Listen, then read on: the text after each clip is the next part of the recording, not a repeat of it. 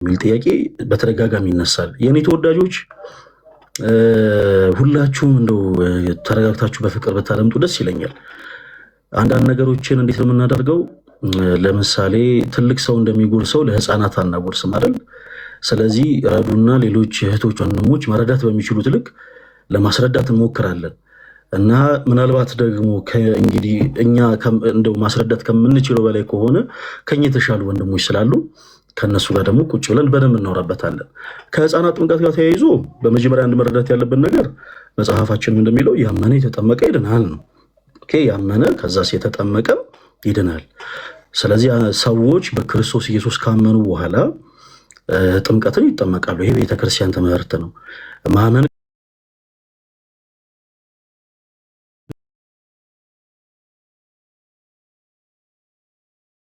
ይጠመቃሉ።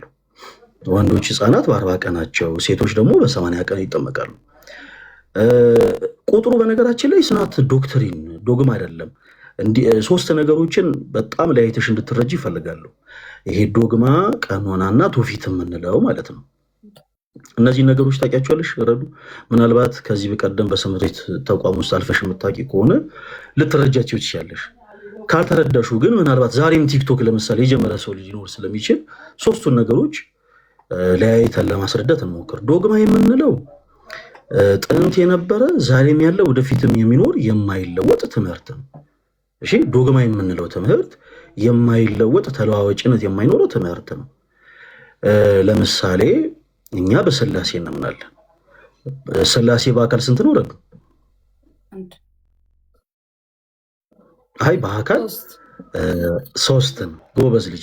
በመለኮት ደግሞ ስንት ነው? ቅድም እንዳልሽው አንድ ነው። አሁን ይህ ትምህርት ወደፊትም በእኛም ካለፈን በኋላ በሚመጣው የክርስትና ዓለም ላይ ማንም ሰው ይህንን ትምህርት ሊለውጡ አይችልም። በቃ ያው ዶግማቲክ የሆነ የቤተክርስቲያናችን ትምህርት ነው፣ ሊለወጥ የማይችል ማለት ነው። አይሽ ከኛም በፊት ያሉ አባቶች የሚያምኑት ይሄንን ነው። አሁንም ያሉ ክርስቲያኖች የሚያምኑት ይሄንን ነው። ወደፊትም ከኛ በኋላ የሚመጡ ልጆቻችንም የሚያምኑት ይሄንን ነው።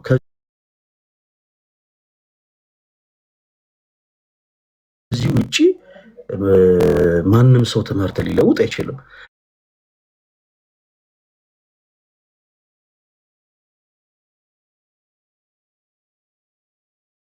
ይሄ ትምህርት ሊለወጥ የማይችለው ምክንያት አምላካችን እግዚአብሔር በመለኮቱ ተለዋዋጭ ያልሆነ ስለሆነ ነው። ስለዚህ እንዲህ አይነት ትምህርቶችን ዶግማ ወይም ደግሞ ዶክትሪን እንላቸዋለን። የማይለዋወጡ ናቸው። ሁለተኛው ቀኖና ነው። ቀኖና የምንለው ደግሞ ስርዓት ማለት ነው። ሽረዱ ስርዓት ነው የምንለው ቀኖና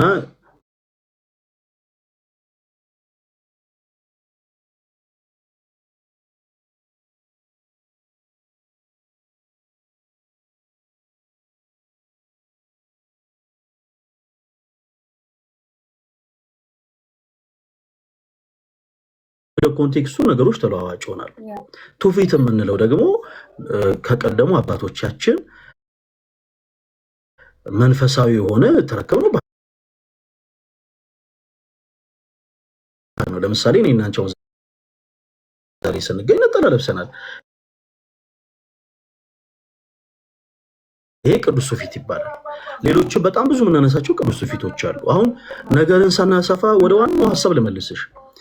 ህፃናት በ40 ቀናቸውና በ80 ቀናቸው የሚጠመቁት ቀኖና ነው። አንዳንድ ሰዎች ነገሩን እንደ ዶግማ አድርገው ይመለከቱታል። ቀኑ ማለት ነው 40 ቀን የምንላትና 80 ቀን የምንላት ስርዓት ነው።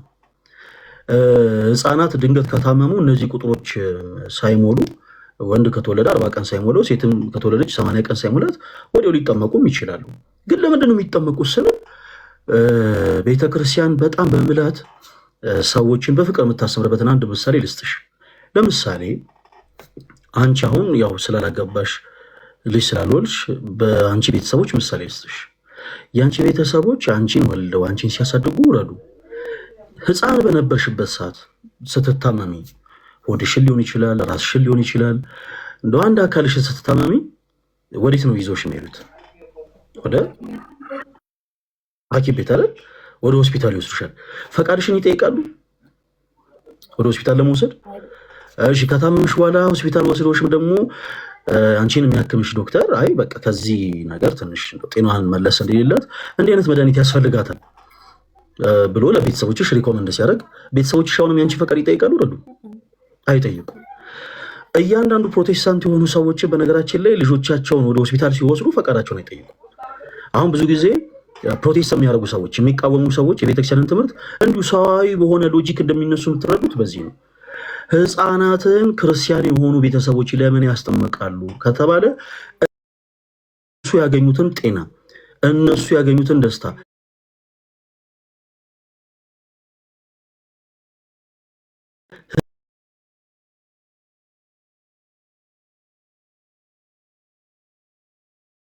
ድህነት ያገኝ ዘንድ በህፃንነቱ ያስጠምቁታል። ስለዚህ በህፃንነታቸው በእኛ ቤተክርስቲያን ህፃናት የሚጠመቁት ለዛ ምክንያቱም ልጆቹ ቀድሞ የተወለዱት ከምን ስለሆነ ከክርስቲያን ካመነ ቤተሰብ ስለሆነ። ያላመኑ ሰዎችን ግን ሳያምኑ ዝም ብለን እያመጣን አናስጠምቅም። ረዱ አይሽ ለምን? የዮሐንስ ወንጌል ምዕራፍ 15 ላይ የእምነታችን ጀማሪና ፈጻሚ የሆነው ጌታችን ኢየሱስ ክርስቶስ ሰዎች ቅርንጫፍ የሚሆኑት which means እውነተኛ የወይን ግንድ እሱ ነው። እውነተኛ የወይን ግንድ ጌታችን ኢየሱስ ክርስቶስ ነው። ከዛ ሰዎች በማመን ከእርሱ ጋር ይጣበቃሉ ከወይን ግንዱ ጋር እና ምን ይሆናሉ? ቅርንጫፍ ይሆናሉ። ስለዚህ ሰዎች ከእርሱ ጋር ተጣብቀው ቅርንጫፍ ለመሆን በእሱ ማመን እንዳለባቸው በአጽንኦት ያስተምራል ይናገራል። ስለዚህ ያላመኑ ሰዎችን ዝም ብለን አናስጠምቅም። እነርሱ ማመን ይኖርባቸዋል።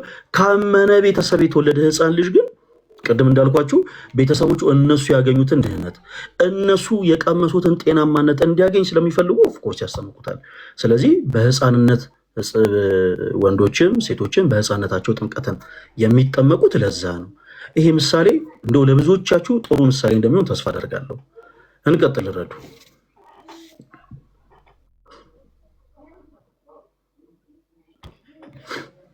ለምንድነው ቅዳሴ በግዕዝ የሆነው? ሁሉም ሰው እንዲረዳው ማለት እኛ የምንችለው ቋንቋ ብዙዎቻችን አማርኛ ነው እና ለምን በአማርኛ አልሆነም?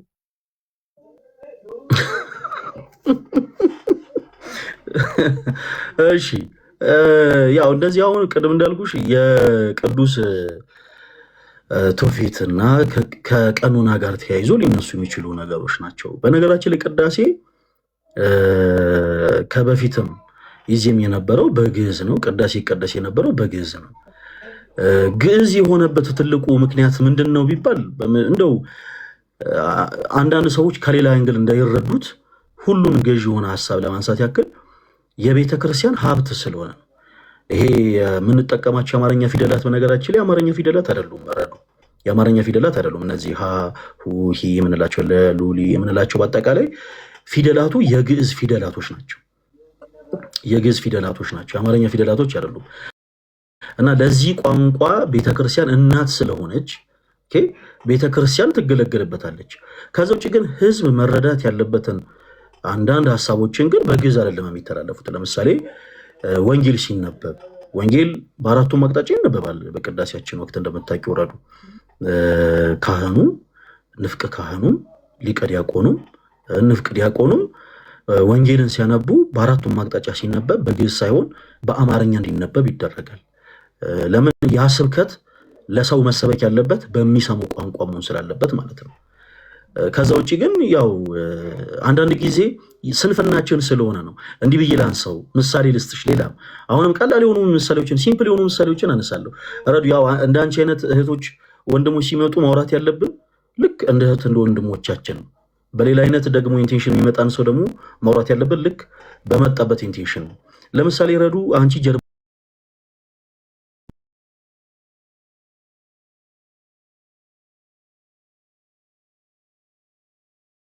ይቅርብኝ በቃ ግን የነሱ ቋንቋ አሁን የነሱን ቋንቋ ተምረሻል አልተማርሽም? ረዱ ተምረሻል። ኢማጂን ይልሽ አሁን እንግዲህ ከኢትዮጵያ ተነስተሽ ጀርመን ድረስ ሄደሽ የጀርመኖችን ቋንቋ ተምረሻል። ህንድ ሀገር ሄደው ሌላም ኢትዮጵያዊ ወገናችን የህንዶችን ቋንቋ ተምሮ ነው እዛ የሚኖረው አይደል? አረብ ሀገር የሄዱ እህቶቻችን የአረብ ሀገርን ቋንቋ ተምረው ነው ስራ የሚሰሩት።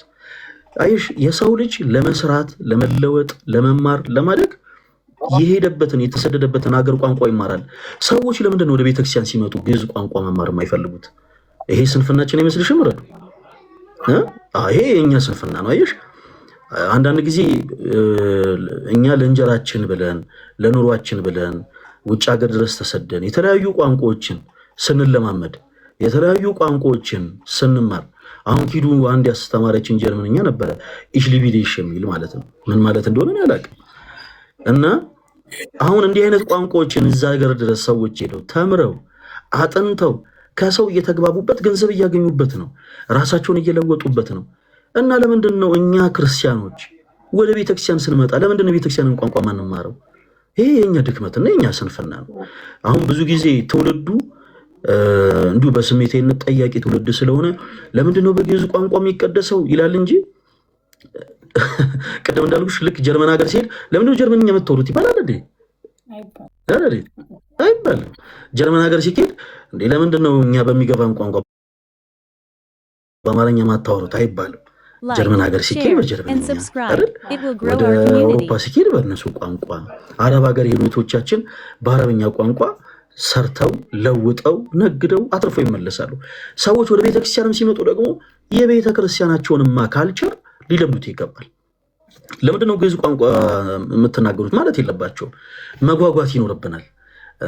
አስ ክርስቲያን እያንዳንዳችን ክርስቲያኖች ለአንቺ አይደለም ረዱ ለሌሎችም እንደው እንዲህ አይነት ነገር ባይምሯችሁ የሚመላለስ ሴቶች ወንድሞች ለሁላችሁም በደንብ ቀርባችሁ እንደውም የግዕዝን ቋንቋ ልታውቁት ልትማሩት ይገባል። ከዛ ውጭ ግን ቅድም እንዳልኩት ረዱ ቤተክርስቲያን እናታችን ናት። እናትነቷ መዘንጋት የለብንም። ከአብራ ከመንፈስ ቅዱስ በ40 እና በ80 ቀን ጸንሳ ወለናለች። እናታችን ናት ቤተክርስቲያን። እና ይህች ቅድስት ቤተክርስቲያን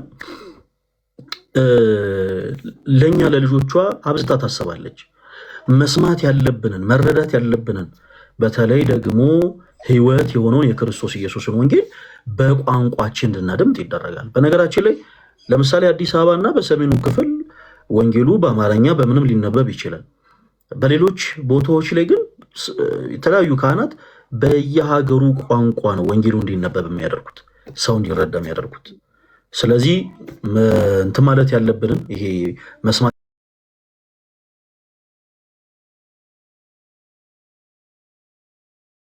ያለብንን ትምህርት ቤት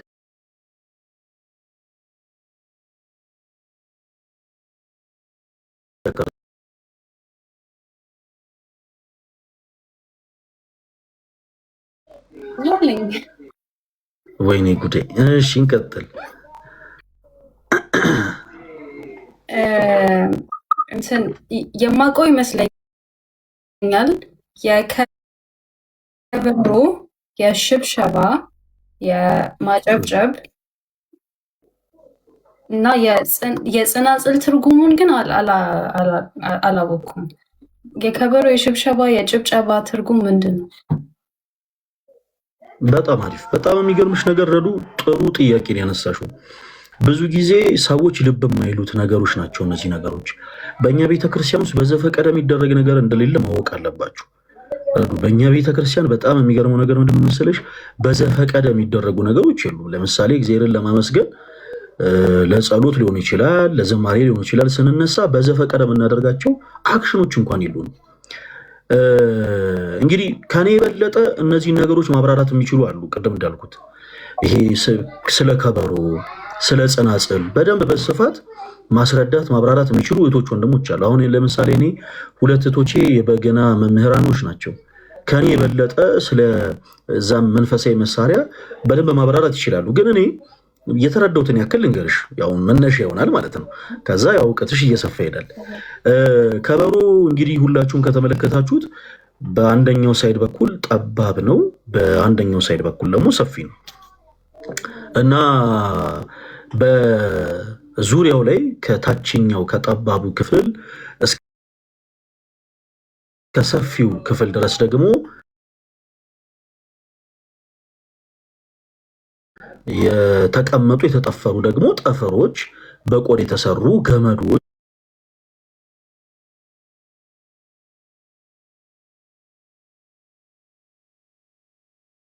አሉት።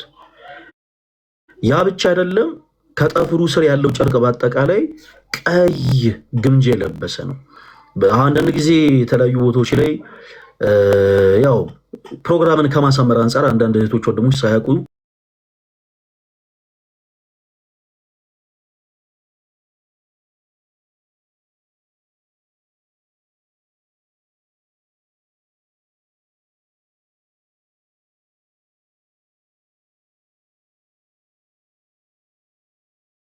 ማለት እንደሚነገርበት ሐሳብ መነሻነት የተለያየ አይነት ሐሳብ ይኖረዋል። አምስቱ አዕማደ ምስጢራትንም አካቶ ሌሎችንም ማለት ነው። ግን ከበሮ ላይ ያለው እነዛ አምስት ጠጠሮች ጌታችን አምላካችን መድኃኒታችን ኢየሱስ ክርስቶስ የተቸነከረባቸውን 5 ችንካሮች የሚያስታውሱ ናቸው። ሳዶር፣ አላዶር፣ ዳናት፣ አዲራ፣ ሮዳስ የሚባሉ ጌታችን መድኃኒታችን ኢየሱስ ክርስቶስ ስለኛ ኃጢአት ስለኛ በደል ከሊጦስጥራ አደባባይ እስከ ቀራንዮ ድረስ ሕማምን ሲቀበል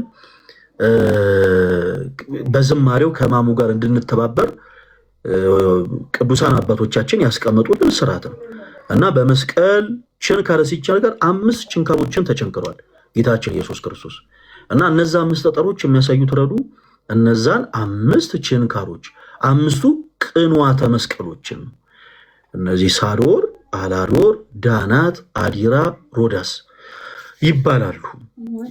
ከላይ ግምጃው ደግሞ ቀይ መሆኑ ክርስቶስ በቀራንዮ መስቀል ስለኛ ኃጢአት ስለኛ በደል ደም ማፍሰሱን አንድ እሱን የሚያጠይቅ ነው። ሁለት ደግሞ የኔና ያንቺን ነውር እንግዲህ ዕለት ዕለት ጌታን እናስቀይሟለን አይደል? በእርግጥ እንደሆነ ከአንቺ የበለጠ በጣም ብዙ ኃጢአት የምሰራ ሰው ነኝ።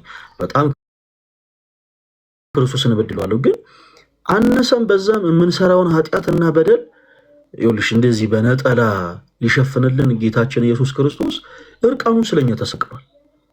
እርቃኑን እና ልብሱን ከመቅደላ ይሄ ምንም ስፌት የሌለባትን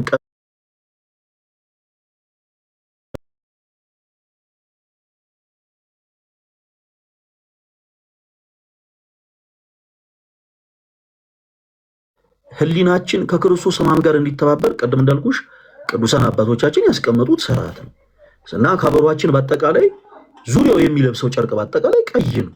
ብዙ ጊዜ ልብ ብላችሁ ከተመለከታችሁ እና ጠፍሮች ደግሞ አሉ። ጠፍሮቹ ክርስቶስን ጠፍረው ያሰሩበትን ገመዶች የሚያስታውሱ ናቸው። በችንካርም ደግሞ ሲቸነክሩት በመስቀል ላይ ሲሰቅሉት እጆቹን በእነዚህ ጠፍሮች ግራና ቀኝ ወጥረው ሕማሙ እንዲበዛበት እንዲሰቃይ እንዲንገላታ እጆቹን በጣም በጠፍሮቹ ወጥረው ነው በችንካር የቸነከሩት። ጠፍሮቹ እነዛን የሚያስታውሱ ናቸው እና የከበሮ አንደኛው ጠባብ አንደኛው ሰፊ የሆነው ድምፅ ለመውጣት ነው። የሆነ አሪፍ ድምፅ እንዲወጣ ነው አይደለም። አሪፍ ድምፅ እንዲወጣ አይደለም። ምክንያቱም ከቤተ ክርስቲያን ይልቅ አሪፍ ድምፅን ዓለም ትፈልጋለች። ይላሉ እንደምታውቂው ጆሮአችን አንዳንድ ጊዜ ብዙዎቻችሁ ራሳችሁን ታዘባችሁ ከሆነ መዝሙር እንኳን አንዳንድ ለቤተ ክርስቲያን አዲስ የሆኑ ሰዎች መዝሙር እንኳን ሲሰሙ ለስጋ ጆሮ የሚመቹ ዜማዎችን ነው የሚፈልጉት። በቃ ለስጋ ጆሮ አንዳንድ ሰው መዝሙር በነገራችን ላይ ስብከት ነው፣ መዝሙር ምስጋና ነው፣ መዝሙር ጸሎት ነው እና አንዳንድ ሰው በቃ ገና ለቤተ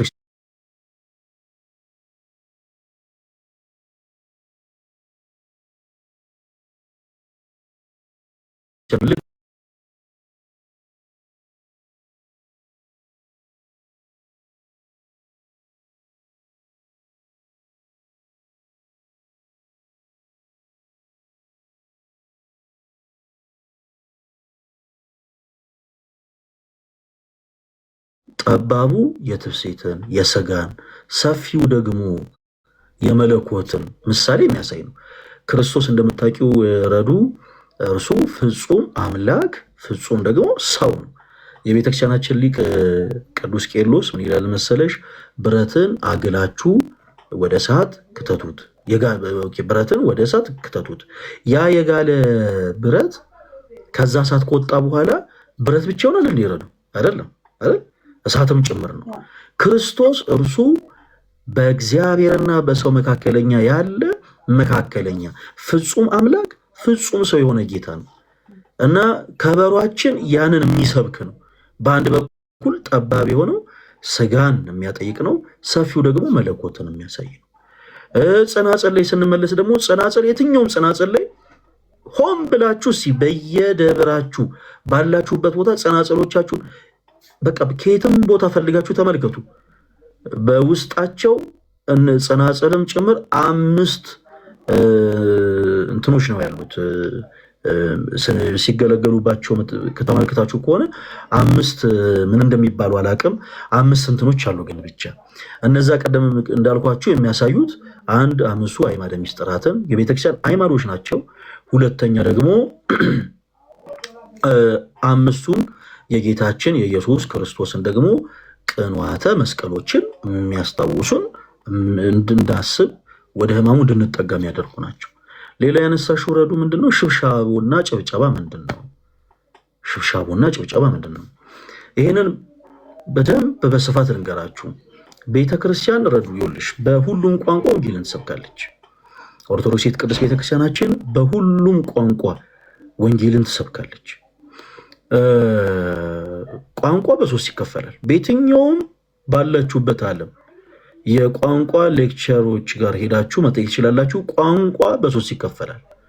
አንደኛው ቋንቋ ረዱ ሊትራል ላንጉጅ ይባላል። አሁን እኔና አንቺ እየተግባባንበት ያለው ቋንቋ ነው። ሁለተኛው ቋንቋ ደግሞ ስዕላዊ ቋንቋ ይባላል። ቤተክርስቲያን ቅዱሳት ስዕላትን የምትጠቀሙ ለስብከት አገልግሎትም ጭምር ነው። አንዳንድ ጊዜ ገጥሞሽ ያውቃል? ፕሮቴስታንት ጓደኞች አሉሽ? ረዲት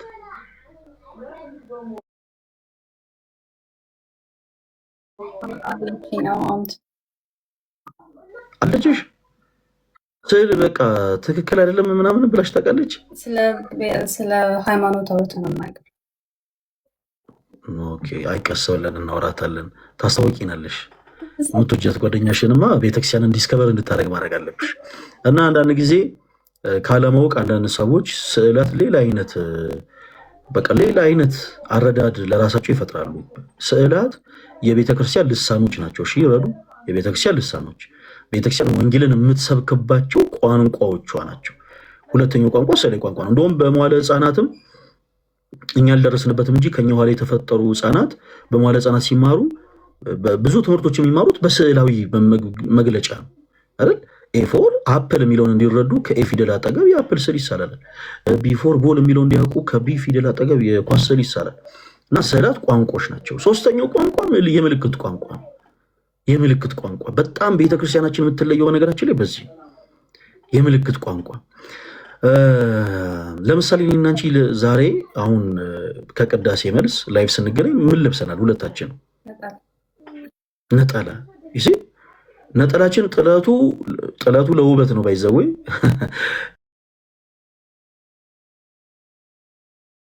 ከጥለቱ ውጭ ግን ያለው ቀለሙ ምን አይነት ነው? የለበስነው ነጠላ ነጭ ነው። ለምንድን ነው አሁን እኔና አንቺ ሬንጀር ለብሰን ያልተገናኘነው?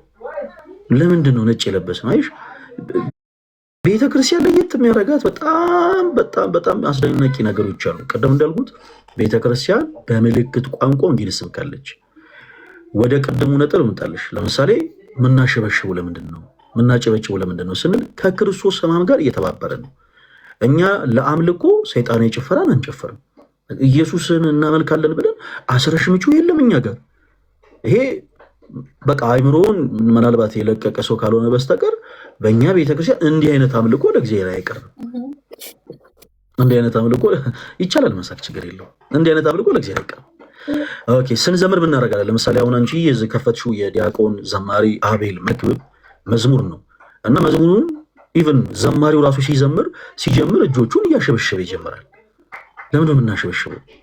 ኦኬ፣ ቀደም እንዳልነው የእምነታችን ጀማሪና ፈጻሚ የሆነው ጌታችን ኢየሱስ ክርስቶስ ከሊጦስጥራ አደባባይ እስከ ቀራንዮ ድረስ ሕማምን ሲቀበል ጸሐፍት ፈሪሳውያን እና ወታደሮቹ ወዲህ ወዲያ እያደረጉ ያንገላቱት ነበረ።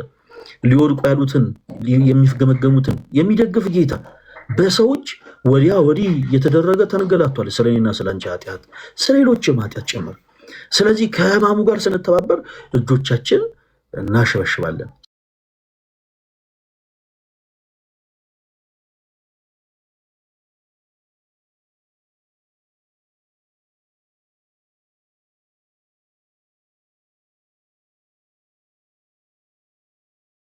ከማሙ ጋርም እየተባበረን እናሸበሽባለን። ከዛስ እናጨበጭባለን። ምናጨበጭበው ለምንድን ነው? ይሄ ሸዋ ሸዋ ሸዋ የሚል ድምፅ እንዲወጣ አይደለም። ማለት ለድምፅ እኮ በጣም ብዙ አይነት ድምፅ ሊያወጡ የሚችሉ ኢንስትሩመንቶችን መጠቀም እንችላለን። ግን ስንዘምር እናጨበጭባለን። ለምንድን ነው የምናጨበጭበው? አባ ሕርያቆስ በቅዳሴው የሚፈራ ግሩም ነው ይለዋል ጌታችን ኢየሱስ። የሚፈራ ግሩም ነው፣ በእኛ ዘንድ ግን ትሑት ነው ይላል። የኔ ተወዳጆች የምችሉ ከሆነ አሁን እንደውም አብይ ጾምም እየደረሰ ነው። ድርሳነ ማህያዊ የሚል የጸሎት መጽሐፍ አለ በቤተክርስቲያናችን። እባካችሁ ገዝታችሁ አንብቡት ፕሊስ። በቃ ገዝታችሁ አንብቡት። እውነቴን ነው የምላችሁ። በጣም ብዙዎቻችሁ ትጠቀሙበታላችሁ። በጣም ብዙዎቻችሁ ታተርፉበታላችሁ። እኛ ካሸበሸብን በኋላ የምናጨበጭበው ረዱ ክርስቶስ ስለኛ ኃጢአት ስለኛ በደል በጥፊ መጸፋቱን እያሰበን ነው። ኃያል የሆነ አምላክ በቅዱሳን መላእክት ዘንድ የሚፈራ የተፈራ የሆነ ጌታ በእኛ እጅ ግን በጥፊ ተጸፍቷል። የማክሰኞ ድርሳነ ማህያዊ ላይ ምን ይላል መሰለሽ? በጣም ስለሚደንቀኝ በዚህ አጋጣሚ ልንገርሽ። ጌታችን ኢየሱስ ክርስቶስ አይሁዶች የከፋ ምራቃቸውን በፊቱ እየተፉበት ይሄ ጽልመትን በጨለማ የጠቆረ ፊታችንን እንዲበራ ምራቃቸውን ተጸይፎ እንኳን ወደኋላ ዙር አላለም። የኛ ጌታ ይሄ በኃጢአት የጠቆረ ወዛችንን በምሕረቱና በቸርነቱ ሊያበራልን ሊያደምቅልን ክርስቶስ ምራቃቸውን ሲተፉበት ጸጥ ብሎ ነው የተቀበለው። በጥፊ ሲጸፉት ጸጥ ብሎ ነው የተመታው። ምላሽ እንኳን ክፉ መልስን እንኳን አልሰጠም። ስለዚህ ስንዘምር ከማሙ ጋር እንተባበራለን። እኛ እየዘመርን ይሄ ሰይጣናዊ የሆነ ጭፈራ ዳሌ ማወዛወዝ ምናምን እንቅጥቅጥ ምናምን የለም። እንደዚህ የሚባል ነገር የለም። ኢቭን ኦርቶዶክስ የሆነ ሰው ራሱ እንኳን ኢቭን ቢያደርገው እሱ ከቤተክርስቲያን ስርዓት ውጭ የሆነ ሰው ነው። ቤተክርስቲያናችን እንዲህ አይነት አምልኮ የላትም። ስንዘምር ስናመሰግን ቅድም እንዳልነው ምናሸበሽበው ጸሐፍት ፈሪሳውያን ወዲና ወዲያ እያደረጉ እንደወሰዱት እያሰብን ስናጨበጭብስ ኃያል የሆነ አምላክ ኃያል የሆነ ጌታ በእኛ እጅ በጥፊ መጽፋቱን እያሰብን እናጨበጭባለን። በዝማሪያችን ሳይቀር ከማሙ ጋር እንተባበራለን። አንዳንድ ጊዜ በንስሐ ወቅት በተለይ ደግሞ እንደው አንዳንድ ቦታዎች ላይ የሰርግ ጉባኤ ላይ ሄዳችሁ ዘመራችሁ የምታውቁ እህቶች ወንድሞች እያሸበሸባችሁ እያጨባጨባችሁ ስትዘምሩ ሳታውቁት ህሊናችሁ በተመስጦ በሐዘን ይሞላል። ለምን ከተባለ ቅድስት ቤተክርስቲያናችን ይህንን ስርዓት በራሱ ያስቀመጠችው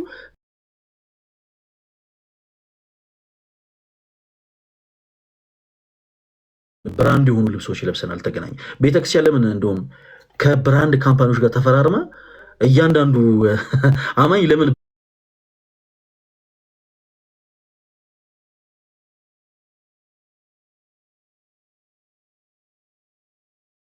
የሚደነቅ ብርሃን እንዳሸጋገረ እኔና አንቺ ዛሬ እየሰበክን ነው። አየሽ፣ ነጠላ ለብሰናል። ነጭ የለበስነው ከሚደነቅ ብርሃን ወደ ማነው ከድቅድቅ ጨለማ ወደሚደነቅ ብርሃን እንዳሸጋገረን ስለምናምን ነው። በታኅሳስ 28 ካስታወሽ አንድ ትልቅ በዓል አክብረናል። መስቀል አደባባይ የአእላፋት ዝማሬ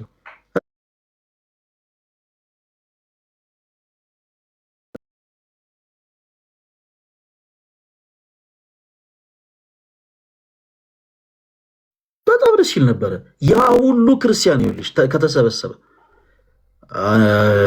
እንደው እዛ አደባባይ ላይ 500 ሺህ 600 ሺህ የሚጠጋ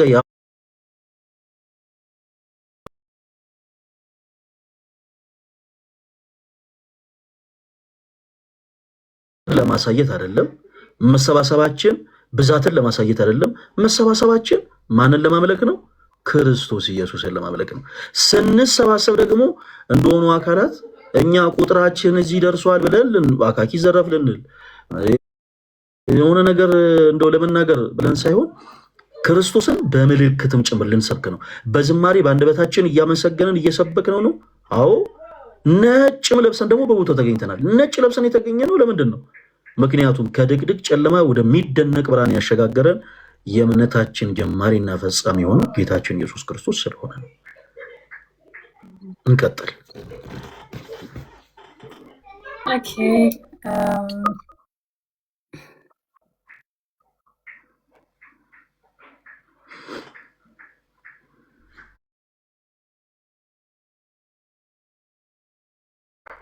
መቋሚያ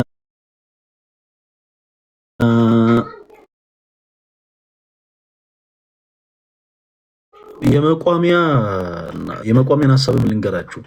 መቋሚያ በቤተክርስቲያናችን እንደ ስሙ ያው መቋሚያ ማለት በቅዳሴ ጸሎት ሰዎች ቆመው ሲያስቀድሱ በማህሌቱም ቆመው ማህሌቱን ሲካፈሉ እንደው በስጋ እንደው ከደከሙ ይይዙት ዘንድ የተሰራ መሳሪያ ነው።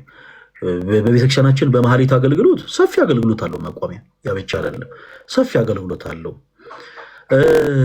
መቋሚያ ግን ምሳሌነቱ የእመቤታችን ምሳሌ ነው። ሁልጊዜ በቅዳሴ ጸሎት የምንደገፈው ያ መቋሚያ የእመቤታችን ምሳሌ ነው። መቋሚያ ካያችሁት ከስር ጀምሮ አንድ ባላ ወደ ላይ ወጣና መጨረሻ ላይ ሁለት ጫፍ ያለው ሌላ ደግሞ እንጨት ከላይ ይቀመጥበታል። ያ ደግሞ የእመቤታችን አጉልቶ የሚያሳይ ነው። ጽዮን እናታችን እርሷ አምባ መጠጊያ መሸሸያችን ናት። በደከመን ጊዜ ምርኩዛችን እርሷ ናት እና እነዛ ሁለት ጫፎች በእጆቻችሁ ስትይዟቸው በሁለት አቅጣጫ ያሉት እነዛ ሁለት ጫፎች እንደ ከዘራ መሰራት ይችል ነበር። በነገራችን ላይ መቋሚያ እንደ ከዘራ ያልተሰራበት ትልቁ ሪዝን ማለት በስጋም በሀሳብም ድንግል እንደሆነች የሚሰብክ ነው። መቋሚያ በራሱ እናታችን ቅድስት ድንግል ማርያም በስጋ በመንፈስም ንጽሕት ቅድስት ድንግል መሆኗን የሚያጠይቅ ነው። ሌላው ያ ሁለት አቅጣጫ ያለው ሁለት ጫፍ ያለው ያ እንጨት ከመቋሚያው ጫፍ ላይ ደግሞ የሆነበት ትልቁ ሪዝን ድንግል ማርያም ከፈጣሪ በታች ከፍጡራን ሁሉ በላይ ደግሞ በላይ መሆኗን ለማጠየቅ ነው። እና እንዲህ በቤተክርስቲያናችን እንደዚህ አይነት ነገሮች ስርዓቶች ናቸው። በነገራችን ላይ እንዲህ አይነት ሀሳቦችን የሌላ እምነት ተከታይ የሆነ ሰው ማመን አይጠበቅበትም። የኔ ተወዳጆች ማመን አይጠበቅበትም። ለምን መሰላችሁ? እነዚህን ነገሮች ማመን አለማመኑ አይደለም ማተር የሚያደርገው። በመጀመሪያ የኢትዮጵያ ኦርቶዶክስ ተዋሕዶ ቤተክርስቲያንን የዶክትሪን ትምህርቶች ያላመነ ሰው ስለሆነ እንዲህ አይነት ጉዳዮችን ወደ ማሳመን ምናምን እባካችሁን አትሂዱ።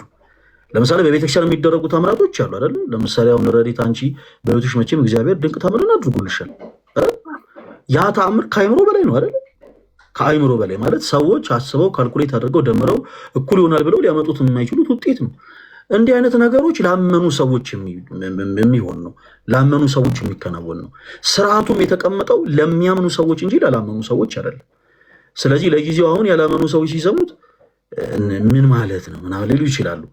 እና ያው በመጀመሪያ ማመን ስለሚቀርብ ቀድማችሁ የኢትዮጵያ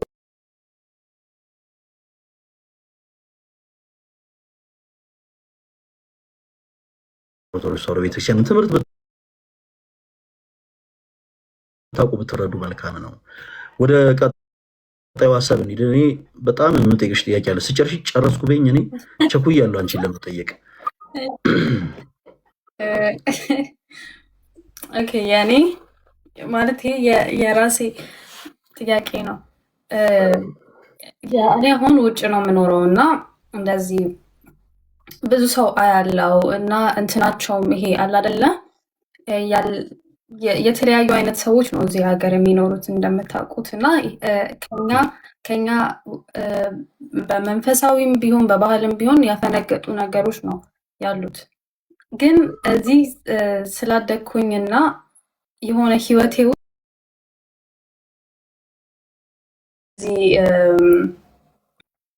ይሄ ግብረ ሰዶም ወንዶች ምናምን ማለት ነው እንደዚህ አይነት ነገር አለ እና ሳታስበው እዚህ ሀገር እንደዚህ ሳታስበው ግን እየኖርክ በመጣ ቁጥር የሆነ እንትን እያልካቸው ሰው ናቸው ስቲል አላት ሰው ናቸው እያልክ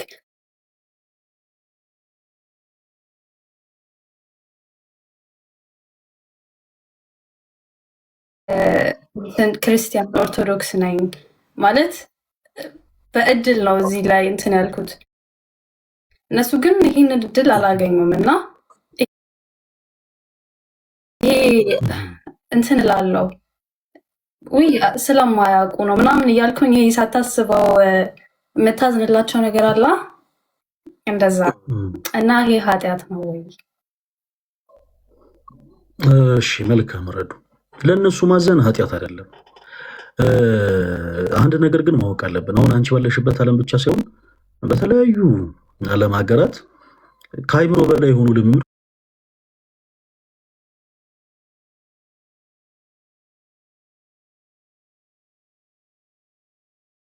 እንዲህ አንድ ማወቂያ አንድ ትልቅ ሀቅ ደግሞ በዚህ አጋጣሚ ልንገራችሁ። የኢትዮጵያ ኦርቶዶክስ ተዋሕዶ ቤተክርስቲያን ብቻ ሳይሆን ኢትዮጵያ ውስጥ በጣም ቁጥሩ ከፍተኛ የሆነ ሰው የሌላ እምነት ተከታይ ነው። አማኝ እግዚአብሔር አለ ብሎ ማመናችን በነገራችን ላይ ሁላችንም ጠቅሞናል። ኢትዮጵያ ውስጥ የምንኖረው ሁላችንም ማለት ነው። ይሄ ባህላችን፣ ካልቸራችን፣ ትውፊታ ይሄ ትልልቅ ሰው የምናከብረው ነገር በአጠቃላይ ሁሉም ሰው ከልጅነቱ ጀምሮ ታንጾ እንዲያደርግ ያደረገው ነገር ነው። ከኢትዮጵያ ሲወጣ ግን በጣም በጣም በጣም ከአይምሮ በላይ የሆኑ ነገሮች ይጠበቃሉ። እናያለን፣ እንመለከታለን። እና እንዲህ አይነት ነገሮችን ስንመለከት ጉዳዩ ትክክል ነው ብሎ የኃጢአት ተባባሪ መሆን አያስፈልግም። ጉዳዩ ትክክል ነው ብሎ የኃጢአት ተባባሪ መሆን አያስፈልግም። አንቺ እንዳልሽው ሳታውቂው አንዳንድ ነገሮች ይለመዳሉ። ለምሳሌ አሁን ኢትዮጵያ ውስጥ ያሉ ሰዎች የለመዱትን አስደንጋጭ የሆነ ነገር ልንገርሽ። ድሮ እኛ ልጆች እያለን እኔ በጣም ድሮ ልጆች እያለን አስታውሳለሁ። ያደግኩት እኔ ፈረንሳይ ለጋ ሲሆን ነው እና አንድ ሰው ሞተ ሲባል ሰፈሩ በአጠቃላይ በጣም ነበር የሚደነግጠው። በጣም ነበር ሰው የሚሸበረው። በቃ በጣም ነው ሰው የሚደነግጠው። እዛ አካባቢ ነገሮች ጭር ይላሉ። ሰው ይቆዝማል፣ ይተክዛል፣ ያዝናል። እንደውም ለራሱ ሁሉ ፈርቶ ወደ ንስሐ አባቱ ይቀርባል። በንስሐ ሕይወት ይመላለሳል። አሁን ላይ ሳናቀው አረመኔነትን ተለማምደናል። ምን እንደሆነን እኔ አላቅም። እና ሰው ሲሞት በሶሻል ሚዲያዎች ላይ በአይናችን ቁጭ ብለን እንመለከታለን።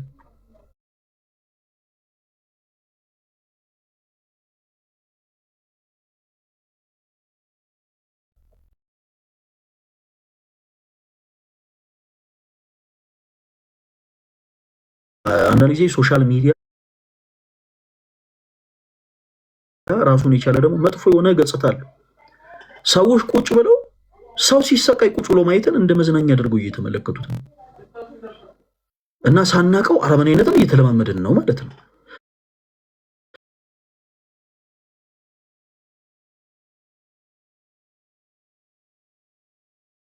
አሁን እኮ ሰው ሞተ ስንባል ሰው ሞተ 40 50 10 20 እንባላለን።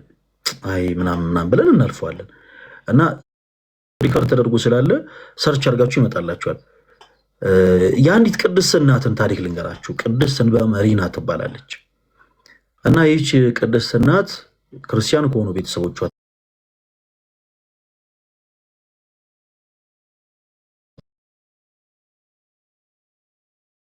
ሴት ማግባትን አልፈልግም። እንዲህ አይነት ፍቅርን እግዚአብሔር አምላክ ለሁላችሁ ይስጣችሁ። በእናቷ ላይ ሌላ ሴት እንደርቡ ማግባት አልፈለገም። በቃ ከዛ በኋላ ለራሱ ያሳመነው ትልቁ ነገር ምንድን ነበረ? ወደ ወንዶች ገዳም ሄዶ መመንኮስ ነበር ያሰበው። ይህንን ሲያደርግ ግን የግድ ሴት ልጁን ትቶ መሄድ አለበት። ለምን? መሄድበት ገዳም የወንዶች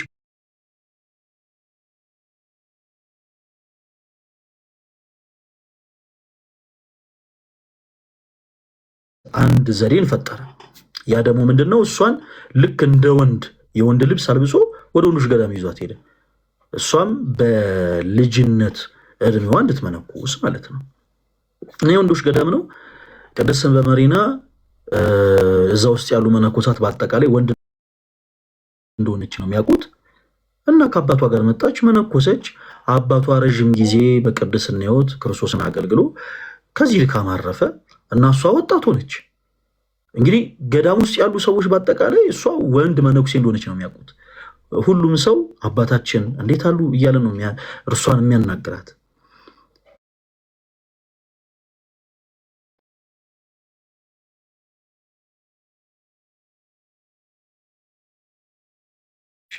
ዓለማዊ የሆነች ሴት ነች እና ወጣት ወንድ መሰላት።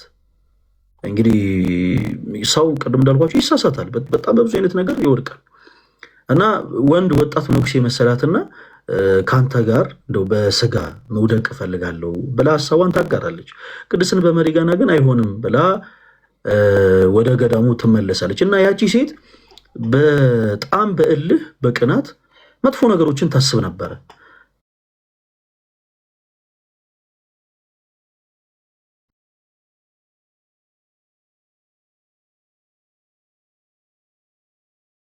በኋላ ቤተሰቦቿ ከማን ነው የጸነሽው ብለው ነፍሷን ባስጨነቋት ጊዜ ለበቀል ብላ አስባ ከዛ መነኩሴን የጸነስኩት ብላ ቅድስት በመሪናን እንድትከሰስ በሰዎችም ደግሞ እንድትናቅ እንዲፈረድባት አደረገች።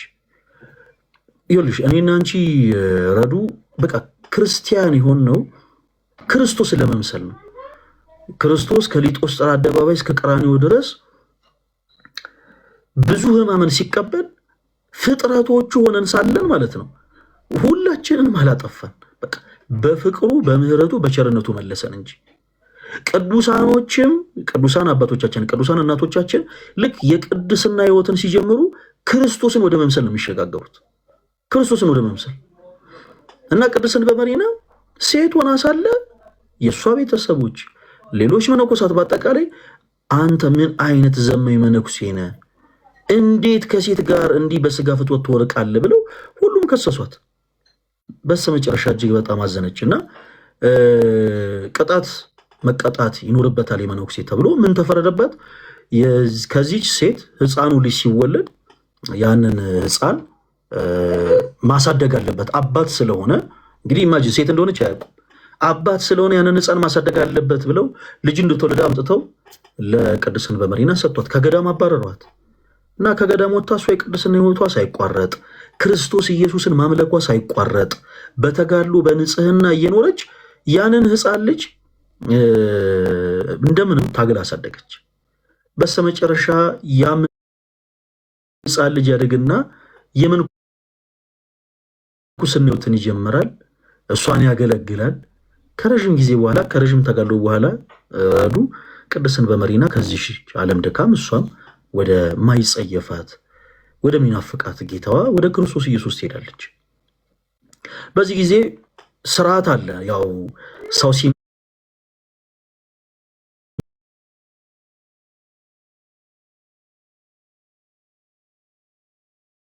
ቢሆን ይሄ ሰው እንደ በወጣትነቱ ዘማዊ ሆኖ ኃጢአት ቢሰራም ምንም ማድረግ አይቻልም። መነኩሴ ስለሆነ ያው እኛ መነኮሳት እንገንዟለን ብለው ወደ ገዳም አምጥተው ልብሱን አወላልቀው አጥበው ሊገንዙ ሲሉ ሲመለከቱ እጅግ በጣም ደነገጡ። ለካ ረዥም ዓመት እዛ ገዳም ውስጥ ሲንቁት፣ ሲያንቋሽሹት፣ ኃጢአተኛ፣ በደለኛ፣ ዘማዊ እያሉ ሲያንጓጥጡት የኖሩት ወንድ ነው ሲሉት የኖሩት ያ መነኩሴ ሴት ነበረች ቅድስት በመሪና እና ሁሉ መነኮሳት አለቀሱ። ሳያውቁት ማለት አይሽ መፍረድ ትልቅ ኃጢአት ነው። ሳያውቁ በስሜተኝነት ተነሳስተው ንጹሕ በሆነችው በዚህ ቅድስት እናት ላይ ለመፍረድ መቻኮላቸውን አስበው ተመልክተው ሁሉ እንደው ጌታ ክርስቶስ ይቅር ይላቸው አብዝቶ አለቀሱ። የክርስትና ትልቁ ዓላማ አሁን የዚህችን ቅድስና ታሪክ ያነሳ ነው። ትልቁ ነገር ምንድን ነው መሰለሽ? ሰዎች ኃጢአተኛ በደለኛ እንኳን ቢሆኑ እነዛን ሰዎች በኃጢአታቸው በበደላቸው ልናንጓጥጣቸው ልንፈርድባቸው አይገባም። ነገር ግን ካሉበት ኃጢአት ካሉበት ልምምድ ደግሞ ወደ ክርስቶስ ፍቅር ወደሚደነቀው ብርሃን እንዲሸጋገሩ ደግሞ የራሳችን አስተዋጽኦ ማበረከት ይኖርብናል። ረዱ እሺ፣ መልካም ጥያቄ በቃ ይሳል ልቀጥል ይቻላል። እኔ የምጠይቅሽ ግን ጥያቄ አለ ቅድም እንዳልኩሽ። እሺ መልካም። እኔ መጠየቅ የፈለኩት ትልቁ ጥያቄ ምንድን ነው? አንቺን ብቻ ሳይሆን ሌሎችም መንፈሳዊ ሆኖ መንፈሳዊ ያልሆኑ እህት ወንድሞቻችን ወደኛ ጋር ሲመጡ የምናነሳላቸው ጥያቄ ነው። ምክንያቱም በአንድ ክርስቲያን ሕይወት ላይ ትልቅ አስተዋጽኦ ያለው ስለሆነ ማለት ነው። ረዱ አግብተሻል ወይ? እጮኛ ሳለሽ ወይ? አላገባውም። እጮኛም እኔ የለኝም። ብዙ እኔ የለኝ። እሺ እንዲህ አይነት ሀሳቦችን ያነሳንልሽ ለምንድን ነው መሰለሽ? ወጣት የሆናችሁ እህቶች ወንድሞች፣ ትዳር እጅግ በጣም መልካም ነገር ነው። ትዳር በጣም በጣም አስፈላጊ ነገር ነው። መቼም አንድ ሰው ረዱ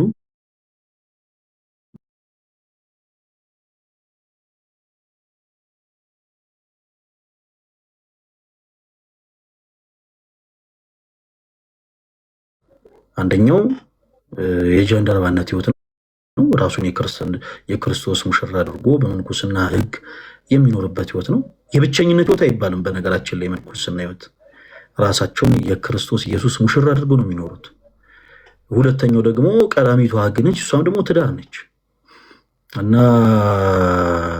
ትዳር እጅግ በጣም አስፈላጊ ነገር ነው። የጠየቅኩሽ ደግሞ ይህን ሀሳብ አንስቼ ለአንቺም ለሌሎች እህቶች ወንድሞችም ማስረዳት ስለፈለግኩ ነው። እና ለምንድን ነው እስካሁን እጮኛ ያልኖረሽ? ለምንድን ነው ማታ ያላገባሽው? አንዳንድ ጊዜ ይሄንን ሀሳብ ያነሳሁልሽ ለምንድን ነው መሰለሽ? ሰዎች በተለይ ሶሻል ሚዲያ ተጠቃሚ ስትሆኙ ሰው የሚቀርጿቸው ፕሮጀክቶች አሉ። ይሄ ልክ እኔ ይገርመኛል። አንድ ጊዜ ዝም ብሎ ቲክቶክ አካውንት ይከፍቱና ወንድ ልጅ እንዳታምኝ፣ ወንድ ልጅ እንደዚህ ካለ እንዲህ እያደረገ ነው ማለት ነው። ስልኩን ጠረጴዛ ላይ ዘግዝቆ የሚያስቀምጡ ወንድ ቺተር ነው። በቃ በፍጹም እንትን ሰው የቀረጸው ፕሮጀክት ማለት ሰው በደንብ እንደዛ ሊያደርግ ይችላል። ኢማጂን ወንዶችንም ልክ እንደዛ ሴት ልጅ እንደዚህ ካደረገች እንደዚህ እንዳታማት፣ ሴት ልጅ እንደዚህ የምታደርግ ከሆነ አንተ ፊት እንዳሰጣት ምናምን። በጣም ሳንፈልገው በዚህ ዘመን ያሉ ወጣት ወንድሞ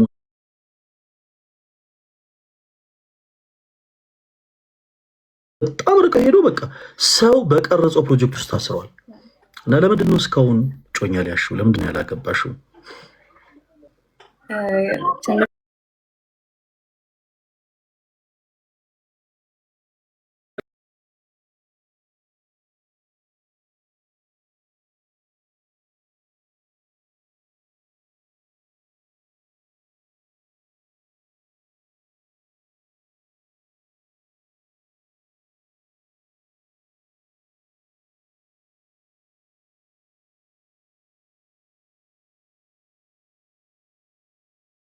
ጠርልኝ እንደዚህ የልጆች ማሳደጊያ ቤት ከፍቼ ጀስት በቃ ከነሱ ጋር በኖር ምናምን እንጂ እንደዚህ ይሄ ትዳር ላይ ምናምን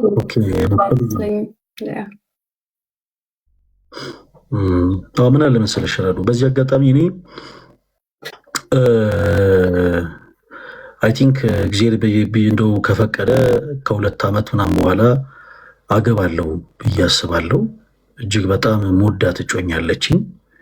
በጣም ብታይ በጣም የምትገርም በጣም ስማርት የሆነች በጣም ጠንካራ የሆነች የእናት የአባቷን ስርዓት ይዛ ያደገች በጣም ልዩ የሆነች እጮኛለች። እኔም እንዳንቺ ዓላማ አለኝ። በዓላማ ማሰበብ አይቻልም። አይሽ እኔም እንዳንቺ ፕላን አለኝ። በፕላን ማሰበብ አይቻልም። እንደውም አንዳንድ ጊዜ ብዙ ጊዜ ሰዎች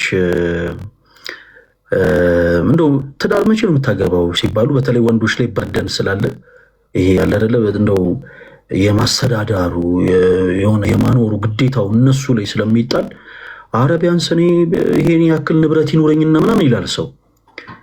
ኢቭን የኛ እናትና አባቶች እንኳን ንብረት አፍርቶ አይደለም ተጋብቶኛ ነው የወለዱት። ቤተሰቦቻቸውን ብትጠይቁ በአካውንታችሁ ስንት ብር ነበር ብትሏቸው በጣም እስክትገረሙ ድረስ ጠንካራ የሆነ የፍቅር ታሪካቸውን ይነግሯቸዋል። እኔ አሁን ትንሽ አገለግላለሁ፣ እሞክራለሁ። አገልግሎት ያን ያክል አገልጋይ አይደለሁም። አንዳንድ ጊዜ የኢትዮጵያ ኦርቶዶክስ ተዋሕዶ ቤተክርስቲያንን የማያውቁ ሰዎች እንደማያውቁ በምን ታውቂያለሽ መሰለሽ? እኔንና ሌሎች እንደኔ መሰል የሆኑ ወንድሞችን ያደንቁናል። ቤተክርስቲያንን ሰው ማወቅ ሲጀምር ሊቃውንቱን ያውቃል።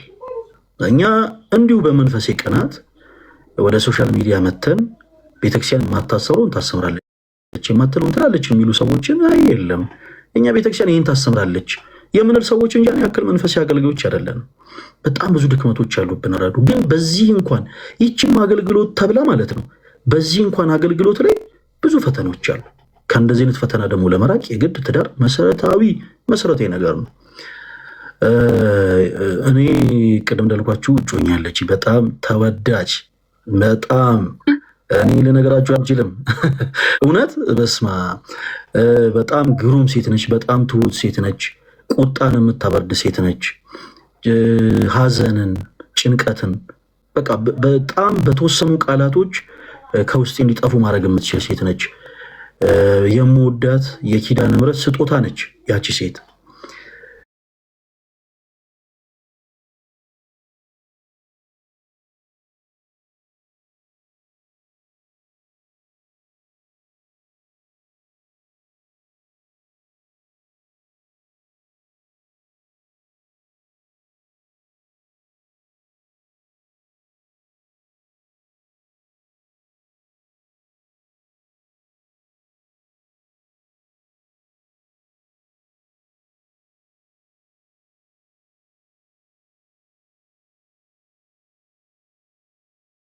ስለ ትዳር ግን ማወቅ ያለብሽን ነገር ልንገርሽ፣ ምክንያቱም መሰረታዊ ነገር ስለሆነ። በዚህ አጋጣሚ አንድ ሌላ ጥያቄ ልጠይቅሽ።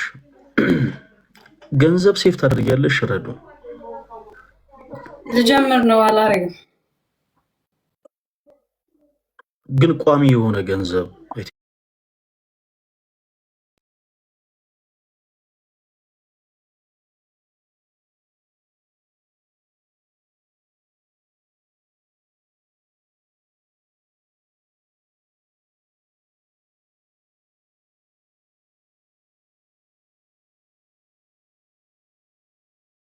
የምናስብ ሰዎች ያው ቋሚ ገንዘብ የማገኝ ከሆነ ተም እንዳለ አላውቅም።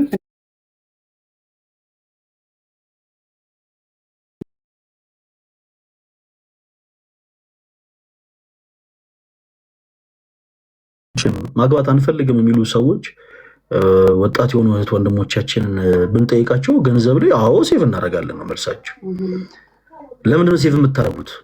አንቺ ያነሳሽውን አይነትና ሌሎችም በጣም ብዙ የሆኑ ሪዝኖች ይነሳሉ። በቃ ነገ ድንገት ብታመምስ፣ ድንገት የሆነ ነገር ቢፈጠር ሳይሆን የሆነ ንብረት ማፍራት እፈልጋለሁ፣ እንደ ቤተሰቦች የሆነ ነገር ቢሆኑስ፣ ምናምን ቢታመሙብኝስ፣ ቢወድቁብኝስ። አይ ነገን ለመኖራችን ግን ማለት ነው ዋስትና የለንም። አይደንቅም?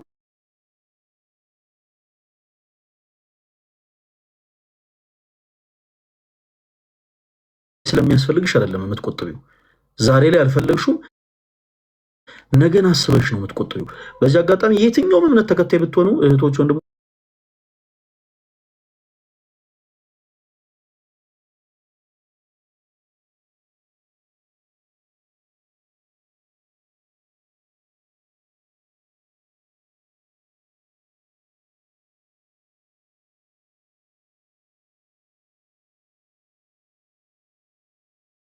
ነገን ገና ሳታውቁት ትኑሩ አትኑሩ፣ ክርስቶስን ቤን ይጨምራላችሁ አይጨምራላችሁ ሳታውቁ ግን ነጋችሁ ያማረ እንዲሆን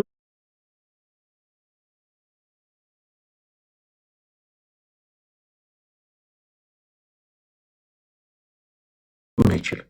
ብዙ ጊዜ እንደው አይተሽ ተመልክተሽ ታውቂያለሽ? ከተጋቡ ገና ወር ሳይሞላቸው፣ ከተጋቡ ገና 6 ወር ሳይሞላቸው፣ ዓመት ሳይሞላቸው ተፋቱ የሚባል ነገር በየቦታው ይወራል። ብዙ ሰው ለሰው ታይታ ድል ባለ ሰርግ ለመጋባት ይሯሯጥና ሳይግባባ ሳይተዋወቅ ያንን የፍቅር ህይወት መቆጠብ ያለበትን የፍቅር ህይወት ሴቭ ሳያደርገው እየሮጠ ወደ ትዳር ይገባና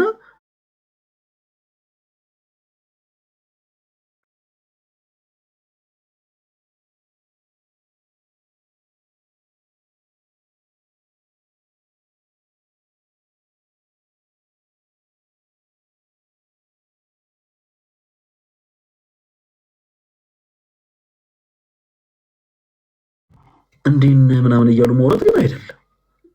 በተመሳሳይ የፍቅር ህይወትን ሴቭ ማድረግ ማለት ብርጣሉንም ትርንጎንም አየለችንም እያንዳንዱን ሴቭ እያደረጉ እንዴት ነሽ ልጅ ዛሬ ናፍቅ ምናምን እያሉ ማውራት አይደለም። ይሄ በጣም ፍጹም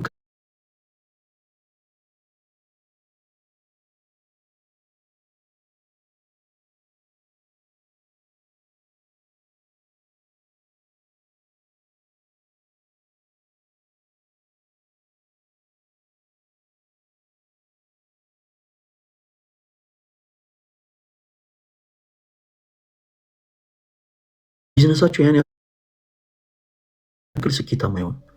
እንደው መንፈሳዊ ነገሩን ትታችሁት ነው የምላችሁ።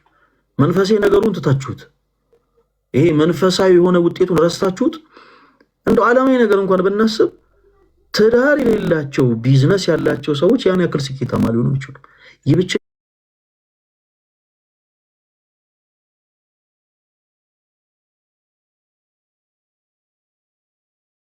እውነቱ የጨለመ ህይወት አይደለም። ሰዎች ራሳቸውን ለክርስቶስ ጃንደረባ አድርገው የራሳቸውን የክርስቶስ ሙሽራ አድርገው ዘር ልዝራ ንብረት ላፍራ ብለው ሳይጨነቁ ግርማ ሌሊቱን ታግሰው በንጽህና በቅድስና የሚኖሩበት ህይወት ነው። ለምሳሌ አሁን ቅድስት አርሴማ ስናነሳ እንደው አንዳንድ ጊዜ የቅድስት አርሴማ ታሪክ በዚህ አጋጣሚ እግረ መንገድ ላንሳላችሁ። ቅድስት አርሴማ ሲባል አንዳንድ ሰዎች ቀር ይላቸዋል። እንዴት ኢየሱስን የሚሸፍን ስም ትጠራላችሁ ይሉናል አይደል?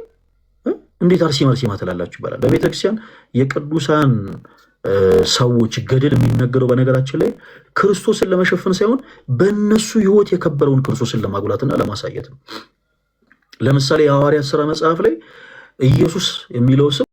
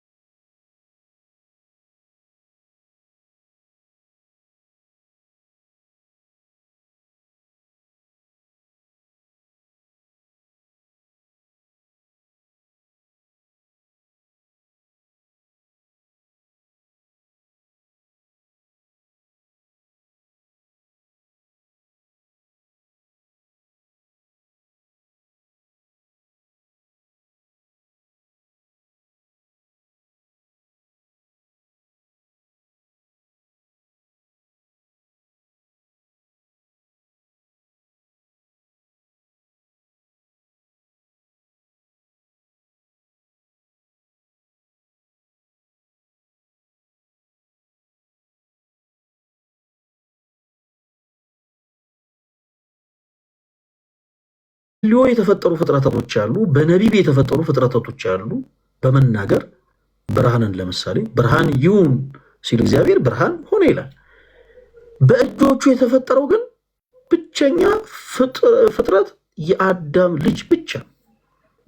አዳም ከተፈጠረ በኋላ እግዚአብሔር ብቸኝነቱን ተመልክቶ ሴትን ፈጠረለት ይላል። በቃ ይሄ እግዚአብሔር የቀደሰው ሕይወት ነው። በነገራችን ላይ ሁልጊዜ በቤተክርስቲያናችን ረዱ አሁን የኔ ሰርግ እንግዲህ ቅድም እንዳልኩሽ ከ2 ዓመት በኋላ ምናምን ነው የሚሆነው። በእኛ በኢትዮጵያ ካላንደር ወደ 2020 እና 2021 ይሆናል። ያኔ ትመጫለሽ ታያለሽ። በቤተክርስቲያናችን ጥንዶች ሲጋቡ ሁልጊዜ የሚነበብ የመጽሐፍ ቅዱስ ክፍል አለ። የማቴዎስ ወንጌል ምዕራፍ 19 እና እዛ ላይ እምነታችን ጀማሪና ፈጻሚ ነው ጌታችን ኢየሱስ ክርስቶስ ትዳር ምን ያክል ንጹሕ፣ ልዩ፣ ቅዱስ እንደሆነ ይናገራል። ጋብቻ ክቡር ነው፣ ለመኝታውም ደግሞ ርኩሰት የለውም ይላል መጽሐፍ ቅዱስ ሲናገር። ትዳር የተፈጠረበት ትልቁ ዓላማ ምንድን ነው? ሰዎችን ከርኩሰት ሕይወት ወጥተው የቅድስና ሕይወትን ገንዘብ እንዲያደርጉ ነው። እኛ የለበስነው ይሄ ስጋ ትልቅ የምንፈተንበት ስጋ ነው። አንድ መርሳት የለብንም። ሲቀጥል ደግሞ የእግዚአብሔር ቤተ መቅደስ ነው። የእግዚአብሔር ቤተ መቅደስ ምን ማለት እንደሆነ ላስረዳሽ። ለምሳሌ ረዱ አሁን እኔ አንቺ፣ ሌሎችም እዚህ ምድር ላይ ያሉ ሰዎች በአጠቃላይ ከእግዚአብሔር የታዘዝናቸው 10 ትእዛዛቶች አሉ አይደል? ስንቱ ትእዛዛቶች ይባላሉ? እነዛ 10ቱ እና አትስረቅ፣ አትግደል ምናምን በቃ እንደዚህ አይነት ነገሮች አሉና አሁን ኃጢአት ብንሰራ ምንድን ነው ችግሩ? ለምሳሌ አትዘሙት ተብለናል። ምንድን ነው በዘሙት ችግሩ? እግዚአብሔርን እንደው ምን እንነካዋለን? በቃ እንደው በዛ ነገር ውስጥ የምንልፈው እኛ ምንድን ነው ችግሩ? ለምንድን ነው እንደ ኃጢአት ሆኖ የሚቆጠርብን? ምክንያቱም ረዱ ለማሳጠር ሳናረዝም ወደ መልሱ እንግባ። እንደ ኃጢአት ሆኖ የሚቆጠርብን እኔና አንቺ የለበስ ነው ይሄ ስጋ የማን ቤተ መቅደስ ስለሆነ የእግዚአብሔር ቤተ መቅደስ ስለሆነ የእግዚአብሔርን ቤተ መቅደስ በንጽህና በቅድስና የመያዝ ግዴታ ስላለብን ስህተት ስንሰራ እንደ ኃጢአት ይቆጠራል ማለት ነው። አየሽ? ከዛ ኃጢአታችን ደግሞ በንስሐ ሕይወት እንድንመለስ ደግሞ ቸሩ አምላካችን ደግሞ እድሜ ለንስሐ ሰጥቶናል። ስለዚህ ይሄንን የእግዚአብሔርን ቤተ መቅደስ የለበሰ ሰው በአጠቃላይ በስጋ ፍትወት እየተፈተነ ከትዳር ውጭ ባለ ሩካቤ እንዳይረክስ ክርስቶስ የትዳር ሕግን ለሰው ልጅ አስቀምጧል። ስለዚህ በዚህ ታይም ላይ ያሉ እህት ወንድሞቻችን በአጠቃላይ ትዳር መሰረታዊ ነገር እንደሆነ ማወቅ መረዳት አለባቸው። ረዶ አሁን ነገ ታግባ አይደለም ከነገ ወዲያ ታግባ ሳይሆን ቅድም እንዳልነው ግን ገንዘብ ሴፍ ታደርጋለች። በተመሳሳይ የፍቅር ህይወትም ደግሞ ከዛሬ ጀምሮ ሴፍ ሊደረግ ይገባል። ነገ ከነገ ወዲያ መቼም የተስተካከለ አይደል ጥሩ የሆነ ትዳር እንዲኖርሽ ትፈልጊያለሽ። ጠንካራ የሆነ የትዳር አጋር እንዲኖርሽ ትፈልጊያለሽ አይደለ? ቤተሰቦችሽን የሚያከብር አንቺን የሚያከብር ለአንቺ ልዩ ቦታ ያለው የትዳር አጋር ትፈልጊያለሽ። እንዲህ አይነት ሰዎችን እንዲህ አይነት የትዳር አጋር ከብዙ ሰዎች ፊልተር አድርገሽ ልታወጪ የምትችለው ግን የፍቅር ህይወትን ሴፍ በማድረግ ነው፣ በመቆጠብ ገና ካሁኑ በጣም ነገሮች ላይ ዝግጁ ሆነሽ የትዳር ህይወት እንደው ቢውል ለማድረግ ማትጥሪ ከሆነ ረዱ ነገሮች ከባድ እየሆኑ ይሄዳሉ። ያው እንደምታውቂው ዘመኑ በጣም ከባድ ነው፣ በጣም ከባድ ነው እንደምታውቂው። እህቶችን በተለያየ ነገር ይፈተናሉ፣ ወንድሞችን በተለያየ ነገር ይፈተናሉ። ገና ካሁኑ ግን ነገሮችን ፊልተር ማድረግ ያስፈልጋል። ሌላው የምትፈልጊውን አይነት ሰው ደግሞ ጸሎት ስታረጊ ደግሞ እንደው አደራ ቅድም ያልሻቸው ነገሮች በአጠቃላይ ዲሊት ታደረጊና አዲስ ጸሎት። አንዳንድ ሰው ጸሎት ሲያደርግ አንዳንድ እህቶቻችን ይሄ ቁመቱ እንደዚህ ሆነ ትከሻ ያለው መኪናና ቤት ያለው ብሎ ጸሎት ያርጉን ያላቅም እነ ዲቤክ ናቸው እንደዛ ብለው ሲናገሩ የሰሙት። መኪና ያለው ቤት ያለው ኮስታራ የሆነ ወንደ ወንድ የሆነ ሀብት ያለው እንደዚህ አይነት እንትን ምንድነው ፋብሪካ ወይ የሆነ ፎቅ ምናምን ያለው ብሎ መጸለይ ጥቅም የለውም። ረዱ አንቺ እንደዛ ትጸልያለሽ እያሉሽ አይደለም። ያው የምናገረው ለሌሎችም ስለሆነ ብዬ ነው። እንዲህ ጸሎት ማድረጉ ጥቅም የለውም። የወንዶች አይነሳ በቅዱስ ሚካኤል ወንድሞች ስትጸልዩ በቃ እንዴ ኧረ በስመ አብ ወወልድ እንደዚህ አይነት ጸሎት አትጸልዩ። አንዳንዴ ትረሳላችሁ ይመስለኛል ለማን እንደምትጸልዩ።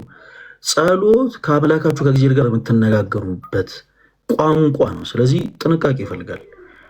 ስትጸልዩ ስጋዊ ሆነ ፈቃድን በአጠቃላይ እርሱና እህቶች ስትጸልዩ እንደው ጌታ ሆይ አንተን የሚያመልክ እናትህ ቅድስት ድንግል ማርያምን የሚወድ እኔን በንጹህ ልቡ የሚያፈቅር ቤተሰቦቼን የሚያከብር መልካም የሆነ ባል ስጠኝ ብለሽ ከጸለይሽ በቂ ነው። እህቴ ወንድሜ አንተም ልክ እንደዛ በቃ መልካም የሆነች ትሁት የሆነች እኔን የምታከብር ቤተሰቦቼን የምታከብር አምላኬ ወይ አንተን የምትፈራ ለአንተ የምትገዛ መልካም የሆነች ስጠኝ ብለህ መጸለይ በቂ ነው። አሁን እርግጠኛ ነኝ እኔ እስክሪብቶና ወረቀት ይዤ ረዱ አንቺን ብጠይቅ ምን አይነት ወንድ ነው የምትፈልጊው ብዬ ብጠይቅ የምትፈልጊውን እንዳለ እየነገርሽ ሊስቱን እንዲህ የሚሆነ እንዲሆነ እንዲህ የማያደርግ እንዲህ የማይሆን ምናምን ብለሽኝ ምን ላይ እንደሚደርስ ታውቂያለሽ? ውጤቱ ፐርፌክሽን ላይ ይደርሳል። ፐርፌክሽን ላይ የብዙዎቻችን ትልቁ ችግር ያ ነው። አሁን ለምሳሌ እኔ ከእጮኜ ጋር እንግዲህ ያን ላይ ስንሆን እኔ ፐርፌክት ሆኜ አይደለም እኔን እጮኛ አድርጋ የያዘችው። አሁን እኔ እንግዲህ ለምሳሌ በአገልግሎቴ በጣም ብዙ ሰዎች ሊወዱኝ ይችላሉ። አንዳንድ ጊዜ እንደውም እኛን እንደ መልአክ ሁሉ አድርገው የሚስሉ ሰዎች አሉ። ማንሳሳት፣ እማንበሳጭ፣ ማንናደድ፣ እማናዝን፣ ማንከፋ የሚመስላቸው ሰዎች አሉ። ብዙ ሰው ሊወደኝ ይችላል፣ ብዙ ሰው ሊያደንቀኝ ይችላል። ሰው ከሚመለከተው አንጻር እኔን በጥሩ አይነት መልኩ ሊስለኝ ሊቀርጸኝ ይችላል። ግን የተለያየ ደግሞ አንድ ሰው የተለያየ ፐርሰናሊቲ ይኖረዋል። ቤተሰቡ ጋር ቤተሰቡ ብቻ የሚያውቀው፣ ጓደኞቹ ጋር ጓደኞቹ ብቻ የሚያውቁት፣ ሶሻል ሚዲያ ደግሞ ሶሻል ሚዲያ ብቻ የሚያውቀው ደግሞ ፐርሰናሊቲ ይኖረዋል። የኔ እጮኛ ለምሳሌ እኔን እጮኛዋ አድርጋ ስትይዝ ፐርፌክቶኛ አይደለም። በቃ ከጸሎቷ መካከል የተወሰነችውን ምናልባት አሳክቼ ሊሆን ይችላል። እንግዲህ ስንት አምጥቼ እንዳለፍኩ አላውቅም። ያንን ጸሎቷ ከተመለሰላት በኋላ ሌላውን ግን በጊዜ ሂደት እኔን ወደዛኛው ወደምትፈልገው ደረጃ ለማውሰድ ለማድረስ ነው ከኔ ጋር ህይወትን የጀመረችው። ምን ልልሽ ፈልጌ ነው ምሳሌ ያነሳሁት የእጮኝነት ጊዜ ማለት ረዱ ሰዎች የሚቀራረጹበት ጊዜ ነው። የሚቀራረጹበት ጊዜ አንድ ሴት አንድ ወንድ የህይወቱ አጋር አድርጋ ከያዘች ጀምሮ ዝም ብሎ እየወጡ መዝናናት፣ ዝም ብሎ እየወጡ መብላት። ይሄ ለመብላት ስንት የሚያጫርቱ ጓደኞች አሏቸው አይደለ? እንደዛ ትርጉሙ አይደለም። ጊዜ ያስፈልጋቸዋል። መዝናናት አያስፈልግም አይደለም። አብሮ ጥሩ ጊዜ ማሳለፍ፣ የማይረሱ ሚሞሪዎችን ማሳለፍ ጥሩ አይደለም እያለን አይደለም፣ ግን ደግሞ መረሳት የሌለበት ነገር እግዚአብሔር ነው። ቅዱስ ጳውሎስ ወንድና ሴት አንድ ላይ ቢሆኑ መልካም ነው፣ ነገር ግን ወንድ ሴቷን ለማስደሰት ሴቷን ወንዱን ለማስደሰት ሲሞክሩ በመሀል እግዚአብሔር ይረሳል ይላል። እግዚአብሔር እንዳይረሳ ማድረግ አለብን። የእጮኝነት ጊዜ ጥንዶች እርስ በራሳቸው የሚቀራረጹበት ጊዜ ነው። ለምሳሌ አንድ ሰው አንዲትን ሴት የራሱ ካደረጋት በኋላ ሌሎች የቆደሉ ነገሮቿን በእጮኝነት ጊዜ ላይ ይቀርጻታል። መዶሻውንና መሮን ይይዝና ማስተካከል የሚፈልገውን ፓርት እያስተካከለ ይሄዳል። ይህን የሚጮኛ ልክ እንደዛው እሷ ለምሳሌ ለእኔ ጸሎቴ ውጤት ነች። እሷን ልክ እኔ ካገኘሁባት ሰዓት ጀምሮ ግን ማስተካከል ያለብኝን ነገር ደግሞ ቀስ እያልኩ አስተካክላለሁ ማለት ነው። እና በእጮኝነት ህይወት ላይ ብዙ ነገሮች ስለሚስተካከሉ ወደ እንደዚህ አይነት ህይወት ለመግባት እባካችሁ አትፍሩ። ሌላው በመጨረሻ የምናገረው ነገር ደግሞ እግዚአብሔር ረድቷችሁ፣ እኔ በጣም የሚደንቀኝ ነገር ልንገርሽ ረዱ፣ በጣም የምታዘበውን በጣም ብዙ ሰዎች ገና የጮኝነት ታይም ላይ ገና ትውውቅ ታይም ላይ ምናምን ቤተክርስቲያን ለቤተክርስቲያን ገዳም ለገዳም ይዞሩና ልክ ሲጋቡ ኃይሎ ጋሽቡ በቃ እንደዚህ መሆን የለበትም። ባለቀ ሰዓት እባካችሁ ባለቀ ሰዓት ፕሊስ እንደዛ አታደርጉ። እኔ አሁን እንደዛ የሚጋቡ ሰዎችን ብሌም ላደርግ ልፈርድ አይደለም፣ እውነቴን ነው የምላችሁ። እግዚአብሔርን ከፊት እንደማስቀደም ትልቅ ስኬት የለም። በቃ በወጣትነት ታይም ላይ የፍቅር ህይወታችሁን ቆጥባችሁ አውርታችሁ ተነጋግራችሁ ተገባብታችሁ ወደ ትዳር ህይወት ለመሸጋገር እየደረሳችሁ ያላችሁ ቶችን ደግሞ እባካችሁን በስርዓተ ቤተክርስቲያን አግቡ። እውነቴን ነው የምላችሁ። በቅዱስ ቁርባን ታተሙ መጋባትን የመሰለ ነገር የለም። በክርስቶስ ስጋና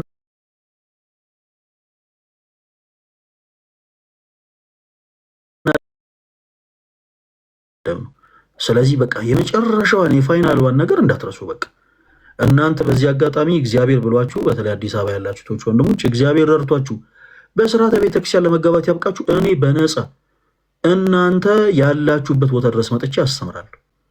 እግዚአብሔር ለዛች ለደስታችሁ ቀን ያብቃችሁ። ለምትናፍቁት ለዛች ልዩ ለሆነች ቀን ያብቃችሁ። በስርዓተ ቤተክርስቲያን የምትጋቡ ከሆነ እኔ መጥቼ ስለ እውነት አስተምራለሁ፣ ቃል እገባለሁ። ከዚህ በፊት ቃል ገብቼ ስላደረኩኝ ማለት ነው። እና ፋይናሉን እንዳትረሱት ለማለት ነው። እና ረዱ በቃ እንዳይረሳ ቁጠባ መጀመር አለብሽ። ቁጠባ መጀመር እዚህ ውስጥም ያላችሁ ወንድሞች አለባችሁ።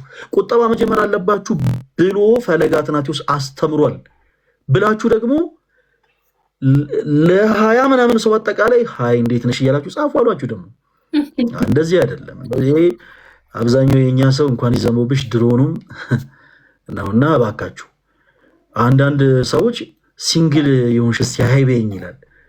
ያሁን ይሄ በጣም መንፈስ ቅዱስ የራቀው ኮሜንት 20 ሴት ሀይ ካለ ለ20 ልትመልስ ነው ማለት ነው። በየቪዲዮ እየሄዳችሁ ሲንግል ላይ ማግባት የሚፈልግ ሰው ካለ ሲያይ በላይ የምትሉት ቸፕል ይሳቁ። ይሄ እንትና ይሄ እንዲህ አይነት ነገሮች መልካም አይደሉም። እድሜያችሁን ጊዜያችሁን የሚያቃጥሉባችሁ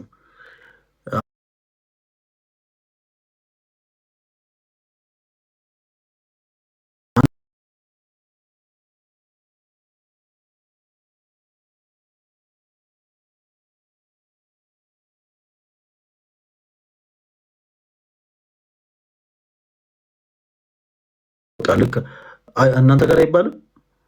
ጀርመን እንደዛ ይባላል። እኔ ሰምቼ ስለማቅ ካልተባለ መልካም። እኛ ጋር ምን ይባላል መሰለሽ? ቺኮቹን ፈጃች ይባላል። ወንዱ ቺኮቹን ፈጀ ሊባል ይችላል። ሴቷ ግን ከብዙ ካለች እንደውም እቺ ልል ምን ለወንዶቹ በረታሽ ረዲት እኔም የሴቶቹን ሰምቼ አውቃለሁ። አንቺ ወንዶቹን ሰምተሽ የምታውቂ ከሆነ እኔም የሴቶቹን ሰምቼ አውቃለሁ። ለማንኛውም እንደዛ እያላችሁ ጊዜያችሁን አታባክኑ። ትዳር መልካም ነገር ነው። በተለይ ደግሞ በመንፈሳዊነት ደግሞ ሲቃኝ ደግሞ በጣም ጥሩ ነው። እውነቴን ነው የምላችሁ። በእግዚአብሔር እርዳታ እንደተጋቡ ሰዎች እዚህ ምድር ላይ ደስተኛ የለም። ዘይት አልቆባቸው ሊሆን ይችላል፣ አስቤዛ ጎሎባቸው ሊሆን ይችላል። ስለ እውነት ነው የምላችሁ። እንደነሱ ግን ደስተኛ የለም እዚህ ምድር ላይ እና ቁጠባ ጀምሩ። ገና ካሁኑ በደንብ አስቡት። እስካሁን ጊዜያችሁን ያቃጠላችሁ ወንድሞች በቃ 10 ሴት 20 ሴት ስታወሩ ጀግንነት ይመሰላችሁ ማለት ነው። ጀግንነት መስሏችሁ 10 ሴት 15 ሴት እያወራችሁ ረዥም ጊዜ ያሳለፋችሁ ወንድሞች በቃ ይበቃችኋል። በቃ እስካሁን ተታላችኋል። እስካሁን በራሳችሁ ላይፍ ላይ ቀለዳችኋል። በቃ ይበቃችኋል። አሁን ወስኑና ወደፊት ሙቭ አድርጉ። በቃ ጀግና ወንድ ማለት 20 ሴት የሚወራ አይደለም። ጀግና ሴት ማለት 10 ወንድ የምትወራ አይደለች። ጀግና ወንድ ማለት ማንም የማያገኛትን ሴት የራሱ ያደረገ ወንድ ነው። አባቴ ጀግና ወንድ ማለት ያ ነው። ይሄ ቺኮቹን ፈጃቸው ምናምን የሚባልለት ሰው አይደለም። ምክንያቱም ይሄ ቀላል ነገር ነው። ልክ እንደናንተ የወረደ ፐርሶናሊቲ ካላቸው ሰዎች ጋር መዋል በቂ ነገር ነው እንዲህ አይነት ነገሮችን ለማድረግ። ስለዚህ ጀግና ሴት ለመሆን ሞክሩ፣ ጀግና ወንድ ለመሆን ሞክሩ። ጀግና ሴት ማለት ከተለያዩ ወንዶች ጋር በስጋ ፈቃድ የምትወርቅ ማለት አይደለችም። ጀግና ሴት ማለት ሁሉም ሴቶች ህልማቸው የሚያደርጉትን ወንድ የራሱ ያደረገች ሴት ነች። ስኬታማ የሆነን ቤተሰቦቹን የሚያከብረን ሃይማኖት ያለውን ወንድ የራሱ ያደረገች ሴት ጀግና ሴት ነች። ጀግና ወንድም ደግሞ ልክ እንደዛው ብዙዎች ህልም የሚያደርጓትን ሴት የራሱ ያደረገ ልክ እንደኔ ማለት ነው። ጀግና ወንድ ሁኑ ለማለት ያክል ነው። እና ረዱዬ ለዚህ ነው እኔ እንትን ያልኩሽ። ያው አይ ሆፕ እግዚአብሔር ረድቶሽ ደግሞ ያው የመከርኩሽን ምክር ተግባራዊ እንደምታደርጊው ተስፋ አደርጋለሁ። ደግሞ አንዳንድ ሲስተሞችን ደግሞ ቆይ አስታውቅሽና ተመክርሻለች። እሷም በጣም ጎበዝ ነች። ደስ ይለኛል። እሺ በጣም አይ አላስተዋውቅም። አይ ደግሞ አንቺም ደግሞ የማይሆን ነገር መከረሽብኝ ደግሞ ያለም ስቀልን ነው። ስለ አርሴማ ንገረን። አረ ነገራችኋለሁ። እኔ ተወዳጆች ያው የታችን አስቀድም ብዬ ነው ማለት የምትፈልገው ነገር ካለ ምናምን ለእሱ እድል እንስጥ ብዬ ነው። አመሰግናለሁ። በጣም ደስ የሚል ትምህርት ነበረ።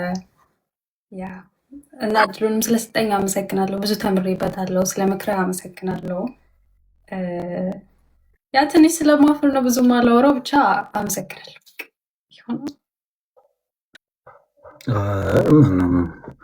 ያው እርግጥ ያው አንዳንድ ነገሮች እኮ ያሳፍራሉ። እኛም አንዳንድ ቦታዎች ላይ እናፍራለን። ረዱ የአንቺ ብቻ ሳይሆን የሁላችንም መሰረታዊ ችግር ነው። ግን እንዲህ አይነት ነገሮች አስፈላጊ ናቸው። እግዚአብሔር በረዳን መጠን ደግሞ ልክ እንዳንቺ ያሉ እህት ወንድሞቻችንን ልክ እንደዚህ እያቀረብን እኛም እንቀጥላለን። አንቺም ግን እንዳትጠፊ። በተለይ በየትኛውም አይነት ሁኔታ ላይ ብትሆኚ፣ በየትኛውም አይነት ቦታ ላይ ብትገኝ መንፈሳዊ ነገሮች በጣም ቁልፍ ነገሮች ናቸው። ለእንዳንቺ አይነት እህቶች አንድ ግልጽ የሆነ ነገር ለማንሳት ልሞክር። ቅዱስ ሚካኤልን ወደዋለሁ ብለሽ ነበረ ስንጀምር። ቅዱስ ሚካኤል ያማልዳል የሚል የመጽሐፍ ቅዱስ ጥቅስ አለ፣ ታውቂያለሽ? ረዳይ ነው የሚልስ ጥቅስ አንብበሽ ታውቂያለሽ? እንደው ረዳት ነው፣ ረዳይ ነው፣ እኛን የሚረዳ መልአክ ነው የሚል ጥቅስ አንብበሽ ታውቂያለሽ? ቅዱስ ሚካኤል ረዳት ነው። ያ እሺ፣ ምን ላይ ነው ያነበብሽው? እስቲ ናይ ጀስት ይባላል ቅዱስ ሚካኤል ረዳኝ ይባላል። አንብቤ ማለት እንላለን ነው። ላነሳልሽ የፈለግኩት ምንድን ነው መሰለሽ ረዱ፣ ልክ እንዳንቺ በጣም ብዙ ሰዎችም መልሳቸው ተመሳሳይ ነው።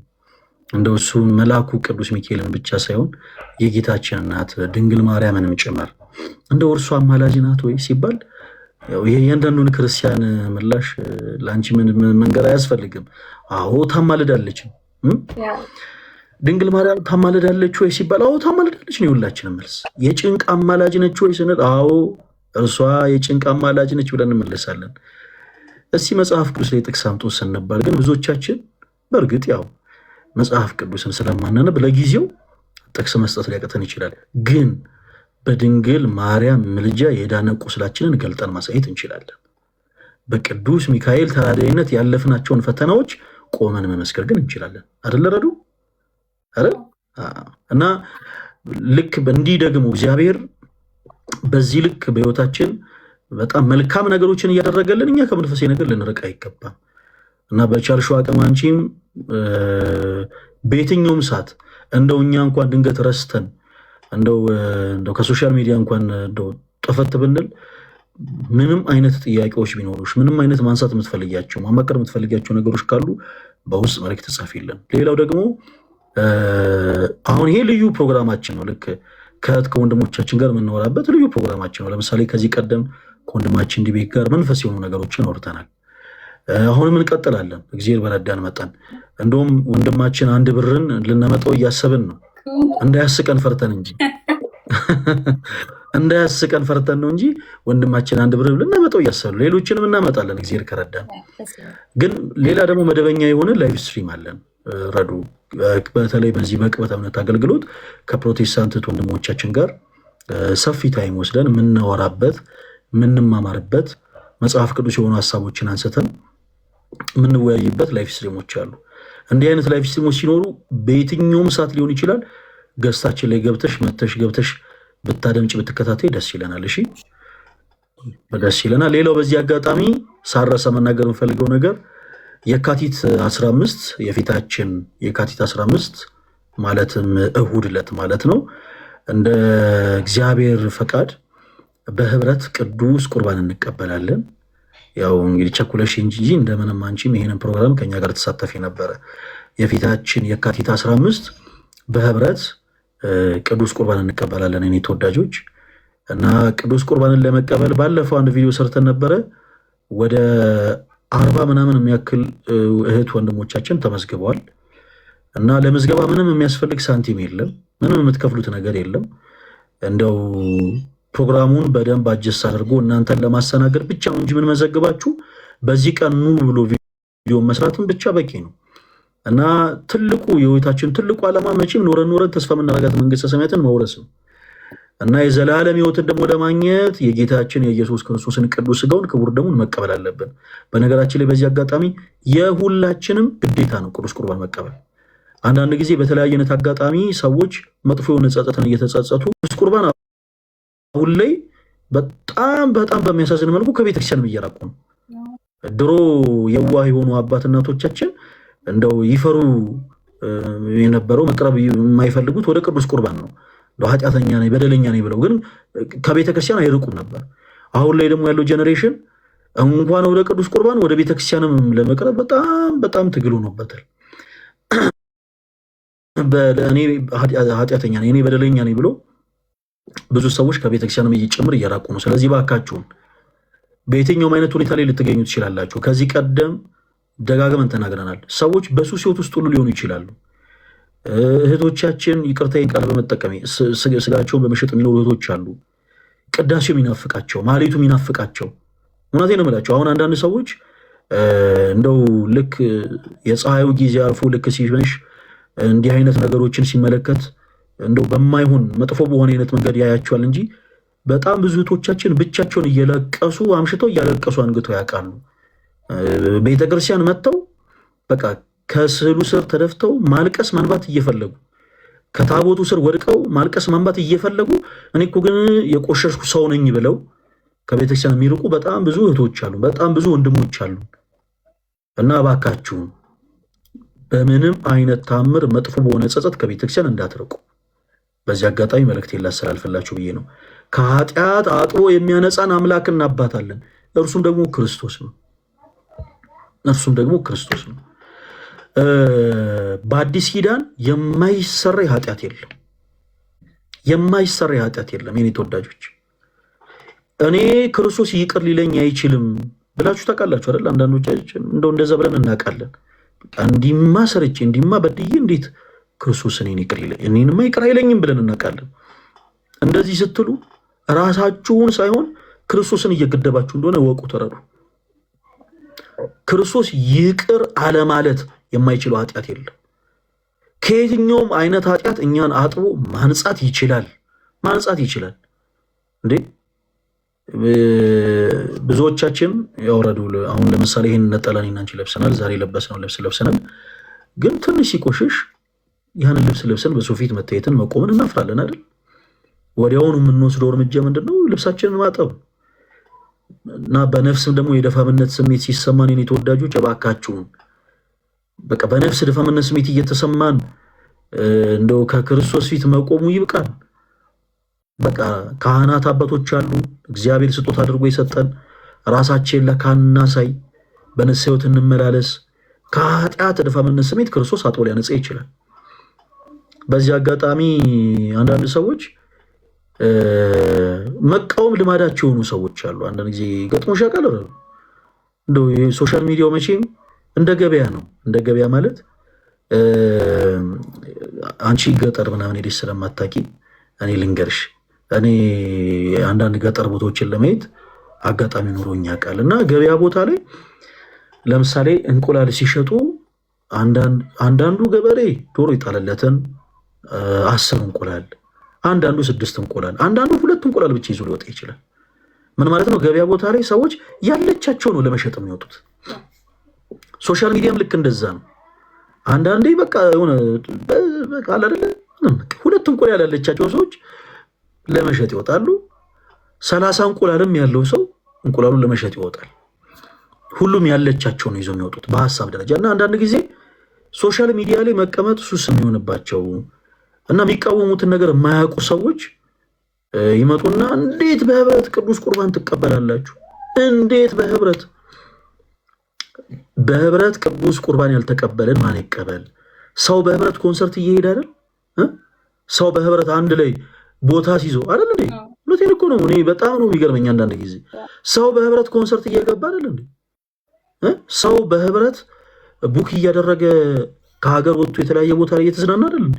ሰው ለስጋው በህብረት ሲሮሮጥ ማንቃወም፣ ሰው በህብረት ቅዱስ ቁርባን ሊቀበል ነው ሲባል ችግሩ በህብረት ቅዱስ ቁርባን መቀበሉ ሳይሆን ፈለገ ሊያስደርግ ስለሆነ ለምን ብሎ ሰው ሳያውቀው እኔን እቃወማለሁ ብሎ ከክርስቶስ ቃል ጋር ይጣላል። እና እባካችሁ አንዳንድ የምትቃወሙ ሰዎች ከቻላችሁ እናንተም ይሄንን ነገር ይሄን ቻሌንጅ ተቀላቅላችሁ የግድ ፈለገ ብቻ አይደለም እንዲማራግ ያለበት ሌሎቻችሁም እንደው አጋጣሚውን ተጠቀማችሁ የምትቃወሙት ወንድሞቻችን በቻላችሁ ታቅም እናንተም የዚህ በረከት ተሳታፊ ሆናችሁ አብራችሁ ያሉ እህት ወንድሞቻችሁን በአጠቃላይ ለቅዱስ ቁርባን እንዲበቁ አድርጉ። ይሄ የሁሉም ክርስቲያን ግዴታ ነው። በህብረት ቅዱስ ቁርባን ስንቀበል ፊሊንጉን አስባችሁታል? ሰው በህብረት ኃጢአት ይሰራል እኮ። ሰው በህብረት እውነቴን ነው የምላችሁ፣ ሰው በህብረት ናይት ክለብ ቦታዎች ላይ ይሄዳል፣ ክለብ ለክለብ ይዞራል። ሌሊቱን ሙሉ በህብረት ከአንድ ቦታ አንድ ቦታ እየዞሩ መጠጥ የሚጠጡ ሰዎች እንዳሉ ታውቃላችሁ። ሌሊቱን ሙሉ ሰው ጓደኝነቱን ለዚህ እየዋለው፣ ሰው ትውውቁን ለዚህ እየዋለው ነው። እኛ ትውውቃችንን ጓደኝነታችን ክርስቶስን ካልበጅ ምን ዋጋ አለው? የኔ ተወዳጆች እናንተ እኔን አውቃችሁኛል፣ እኔ እናንተን አውቂያችኋለሁ። የኔና የእናንተ ወዳጅነት ለምሳሌ እኔና ረዱ ዛሬ ተዋውቀናል። የኔና ያንቺ ወዳጅነት ክርስቶስን ካልበጅ ምን ይጠቅመናል? ረዱ ክርስቶስን ሊበጅ ይገባል። እና የካቲት 15 የፊታችን ቅዱስ ቁርባን እንቀበላለን። የተመረጠ ትውልድ የሚል የቲክቶክ አካውንት አለ። ምናልባት ፎሎ ያላረጋችሁት እህቶች ወንድሞች ፎሎ አድርጉት። እና መመዝገብ የምትፈልጉ ከኛ ጋር ቅዱስ ቁርባን መቀበል የምትፈልጉት ወንድሞቻችን በአጠቃላይ በውስጥ መስመር መመዝገብ እንፈልጋለን ብቻ እያላችሁ መልእክታችሁን አስቀምጡልን። ሌላ አይነት ነገር የሚጽፉ ሰዎችን መልእክቱ ስለማንየው ማለት ነው። መመዝገብ የምትፈልጉ መመዝገብ እንፈልጋለን ብቻ እያላችሁ አስቀምጡልን። ምንም አይነት ክፍያ የለው። ቅዱስ ቁርባን ለመቀበል በነፃ የተቆረሰልንን ስጋ በነፃ የፈሰሰልንን ደም ለመቀበል ማንም ሰው የሚከፍለው ምንም አይነት ሳንቲም የለም። ሁላችሁም ከእናንተ የሚጠበቀው ራሳችሁን ለካህን አሳይታችሁ በንስሐ ተመላልሳችሁ ራሳችሁን ለዛ ቀን ማዘጋጀት ብቻ ነው። ስለዚህ ሁላችሁም ሬዲ ሁኑ። የተመረጠ ትውልድ ኦርቶዶክስ የተመረጠ ትውልድ የሚል የቲክቶክ አካውንት አለን እና ሰርች ባላችሁ ላይ ሰርች ስታደርጉት ይመጣላችኋል። አካውንቱ በውስጡ ምንም የተፖሰተ ቪዲዮ የለም። አካውንቱን ፎሎ ያላደረጋችሁት ወንድሞች አካውንቱን ፎሎ አድርጉት። የተመረጠ ትውልድ የሚለው አካውንት ላይ ገብታችሁ መመዝገብ የምትፈልጉ መመዝገብ እንፈልጋለን እያላችሁ መልእክታችሁን አስቀምጡልን። እሺ የኔ ተወዳጆች ያንን ማለት ነው የምፈልገው። ለማንኛውም እግዚአብሔር ያደርሰንና ከጾሙም በኋላ ደግሞ ምን ነው ረዱ ይቅርታ ዘፈን ገባብኝ ተከፈተ። ይቅርታ በጣም አይ ችግር የለውም። እሺ ችግር የለውም። አንዳንዴ ያጋጥማል። ዩቲዩብ ላይ አንዳንዴ መዝሙር ምናምን ከከፈታችሁ በኋላ ድንገት ሳታስቡት ሌላው ነገር ደግሞ ራሱ ሰርች አድርጌ ነው የተመረጠ ትውልድ የሚለውን አካውንት ስፈልግ ቲክቶክ ላይ ሰርች አደረግሽው ምንም አይነት ቪዲዮ የሌለው አካውንቱ ብቻ ይመጣላችኋል። ፕሮፋይሉ ልክ እዚህ ጋር እንዳለው አይነት ፕሮፋይል ይመጣላችኋል። ካልሆነ ደግሞ የሰራሁት ቪዲዮ አለ ቪዲዮ ላይ ገብታችሁ ቅዱስ ቁርባን በህብረት ልንቀበል ነው የሚል ቪዲዮ አለ። ቪዲዮ ላይ ገብታችሁ ከስር ሜንሽን አድርጌዋለሁ እና ያ ሜንሽን የተደረገውን አካውንት ስትነኩት ወደ ውስጥ ያስገባችኋል። በዛው ፎሎ ታደርጉታላችሁ። አንድ ሌላ ቪዲዮ ሰራላችሁና በዛው ፎሎ ታደርጉታላችሁ። እናረዱ በጣም በጣም በጣም ነው የምናመሰግነው። ስለነበረን ጊዜ ስለነበረን ታይም በጣም በጣም በጣም አድርገን እናመሰግናለን። በርቺ፣ በክርስቶስ ፍቅር እጅግ በጣም እንወድሻለን። አይሆፕ አሁንም አንቺን ፎሎ የሚያደርጉ ሰዎች በተለያየ አይነት አጋጣሚ የቤተክርስቲያንን ትምህርት እንዲማሩ ምክንያት እንደምትሆኚ ተስፋ አደርጋለሁ። በደንብ ጠንክን፣ ከጎንሽ ነን እና በየትኛውም አይነት ታይም ደግሞ ላይቫችንን ድንገት ከፍተን የተለያዩ ሀሳቦችን ስናወራ አይተሽ እንዳታልፊ እሺ። ወደ እኛ ጋር ጎራ ብለሽ ደግሞ ቁጭ ብለሽ የተወሰኑ ሀሳቦችን እንድትማሪ በክርስቶስ ፍቅር ጋብዛለሁ። ሌላ ማንሳት የምትፈልጊው ነገር አለ ረዱ? ሌላ ማንሳት የምፈልገው ነገር የለም። ሚስትን ሰላም፣ ፍቅረኛን ሰላም በል። ፍቅረኛ ነው የሚባለው ገና እንግዲህ አሁን ባለቤት የምትሆነው ገና ከ2 ዓመት በኋላ ነው። እስቲ እግዚአብሔር ከረዳን ግን ሰላም ልልሻለሁ። ሰላምታሽም እስቲ ሰላም በያት። አሁን ምናልባት ሪከርድ ካደረጉልሽ ሰላም በያት እስቲ። ወለተ ማርያም ነው ስሟ። ዓለማዊ ስሟን አልናገርም፣ እኔ ነኝ ያወጣሁላት ወለተ ማርያም ብዬ እና ሰላም በያት፣ ይደርሳል። ሰላም ወለተ ማርያም፣ በጣም ደስ ትላላችሁ። ሙሉ ሰዓቱን ፍቅሩን እየገለጸ ነበረ። በጣም ኪዩት እንዴ! በጣም በቃ ይደርሳታል። አሁን ይኸው ሪከርድ ያደርጉታል፣ ይደርሳታል። እኔም ሰላም ልልሻለሁ። እግዚአብሔር በረዳን መጠን ደግሞ እዚህም የምትመለሽ ቃል ላይ እንግዲህ በህብረት ቅዱስ ቁርባን የምናደርግባቸው ወቅቶች ስለሚኖሩ እግዚአብሔር ቢረዳን አንቺም ደግሞ እኛን ጆን ያደርገሽ ምናልባት እንግዲህ ሀገር ቤት ከተመለሽ ከኛ ጋር እንግዲህ የክርስቶስን ቅዱስ ስጋውን ክቡር ደሙን እንድትቀበይ በፍቅር እንጋብዝሻለን ማለት ነው። መልካም፣ በጣም ነው የምናመሰግነው። መለያያ ግን አንድ መዝሙር ትጋብዥናለሽ። አንድ መዝሙር በጣም እኔ የምወደው አንድ መዝሙር አለ። ያንን መዝሙር ልንገርሽና ትጋብዥናለሽ። ምንድነው? የዘማሪ ገብረ ዮሐንስ እውነት ነው አዎ እውነት ነው የሚል መዝሙር አለ።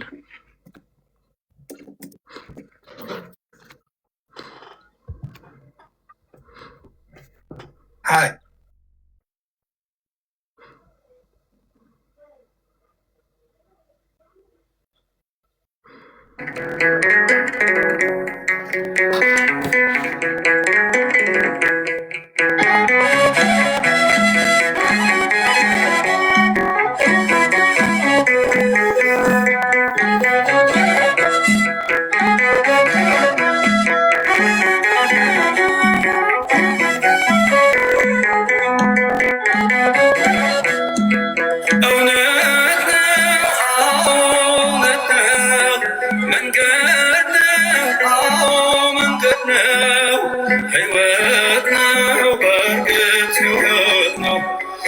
ኢየሱስ የጌቶች ጌታ ነው። እውነት ነው፣ አዎ እውነት ነው። መንገድ ነው፣ አዎ መንገድ ነው። ሕይወት ነው፣ በእርግጥ ሕይወት ነው። ኢየሱስ የጌቶች ጌታ ነው።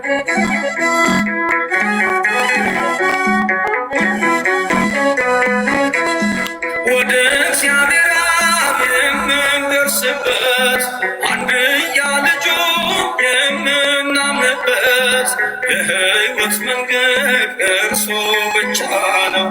የባህሪ አምላክ ብለን ስናምነው እውነት ነው፣ አዎ እውነት ነው። ሕይወት ነው፣ በእርግጥ ሕይወት ነው። መንገድ ነው፣ አዎ መንገድ ነው። ኢየሱስ ተጠቂ እንዳይሆኑ በጣም ሊጠነቀቁ ይገባል። በነገራችን ላይ እኔና አንቺ ክርስቲያን ይሁን ነው ረዱ በኃጢአት የሚወድቁ እህቶቻችን ወንድሞቻችን ላይ ጣታችንን ቀስረን ፈራጅ እንድንሆን ሳይሆን ለእነሱ አዝነን እንድንጸልይላቸው ነው። እና ማዘንሽ መልካም ነው። ጣት ቀስሮ መፍረድ ክርስቲያን የሆነ ነገር ግን አይደለም። አሁን ለምሳሌ በዘመናችን አሁንም ሌላ የተለመደው ነገር ምንድን ነው? አንዲት እህት ለምሳሌ ሶሻል ሚዲያ ላይ የምትታወቅ ከሆነ መቼም ሰው የግሉ የሆነ ህይወት ይኖረዋል አይደለ? ድንገት ድካም ይኖርባታል እና አንድ ድካሟ ድንገት ሚዲያ ላይ ኤክስፖዝ ከሆነ ሁሉም ሰው በአጠቃላይ ጣቱን እየቀሰረ ይቺ እንደዚህ አይነት ሰው እያለ እሷ ላይ ለመፍረድ ይሮጣል። ይሄ ክርስቲያናዊ የሆነ ስነ ምግባር አይደለም።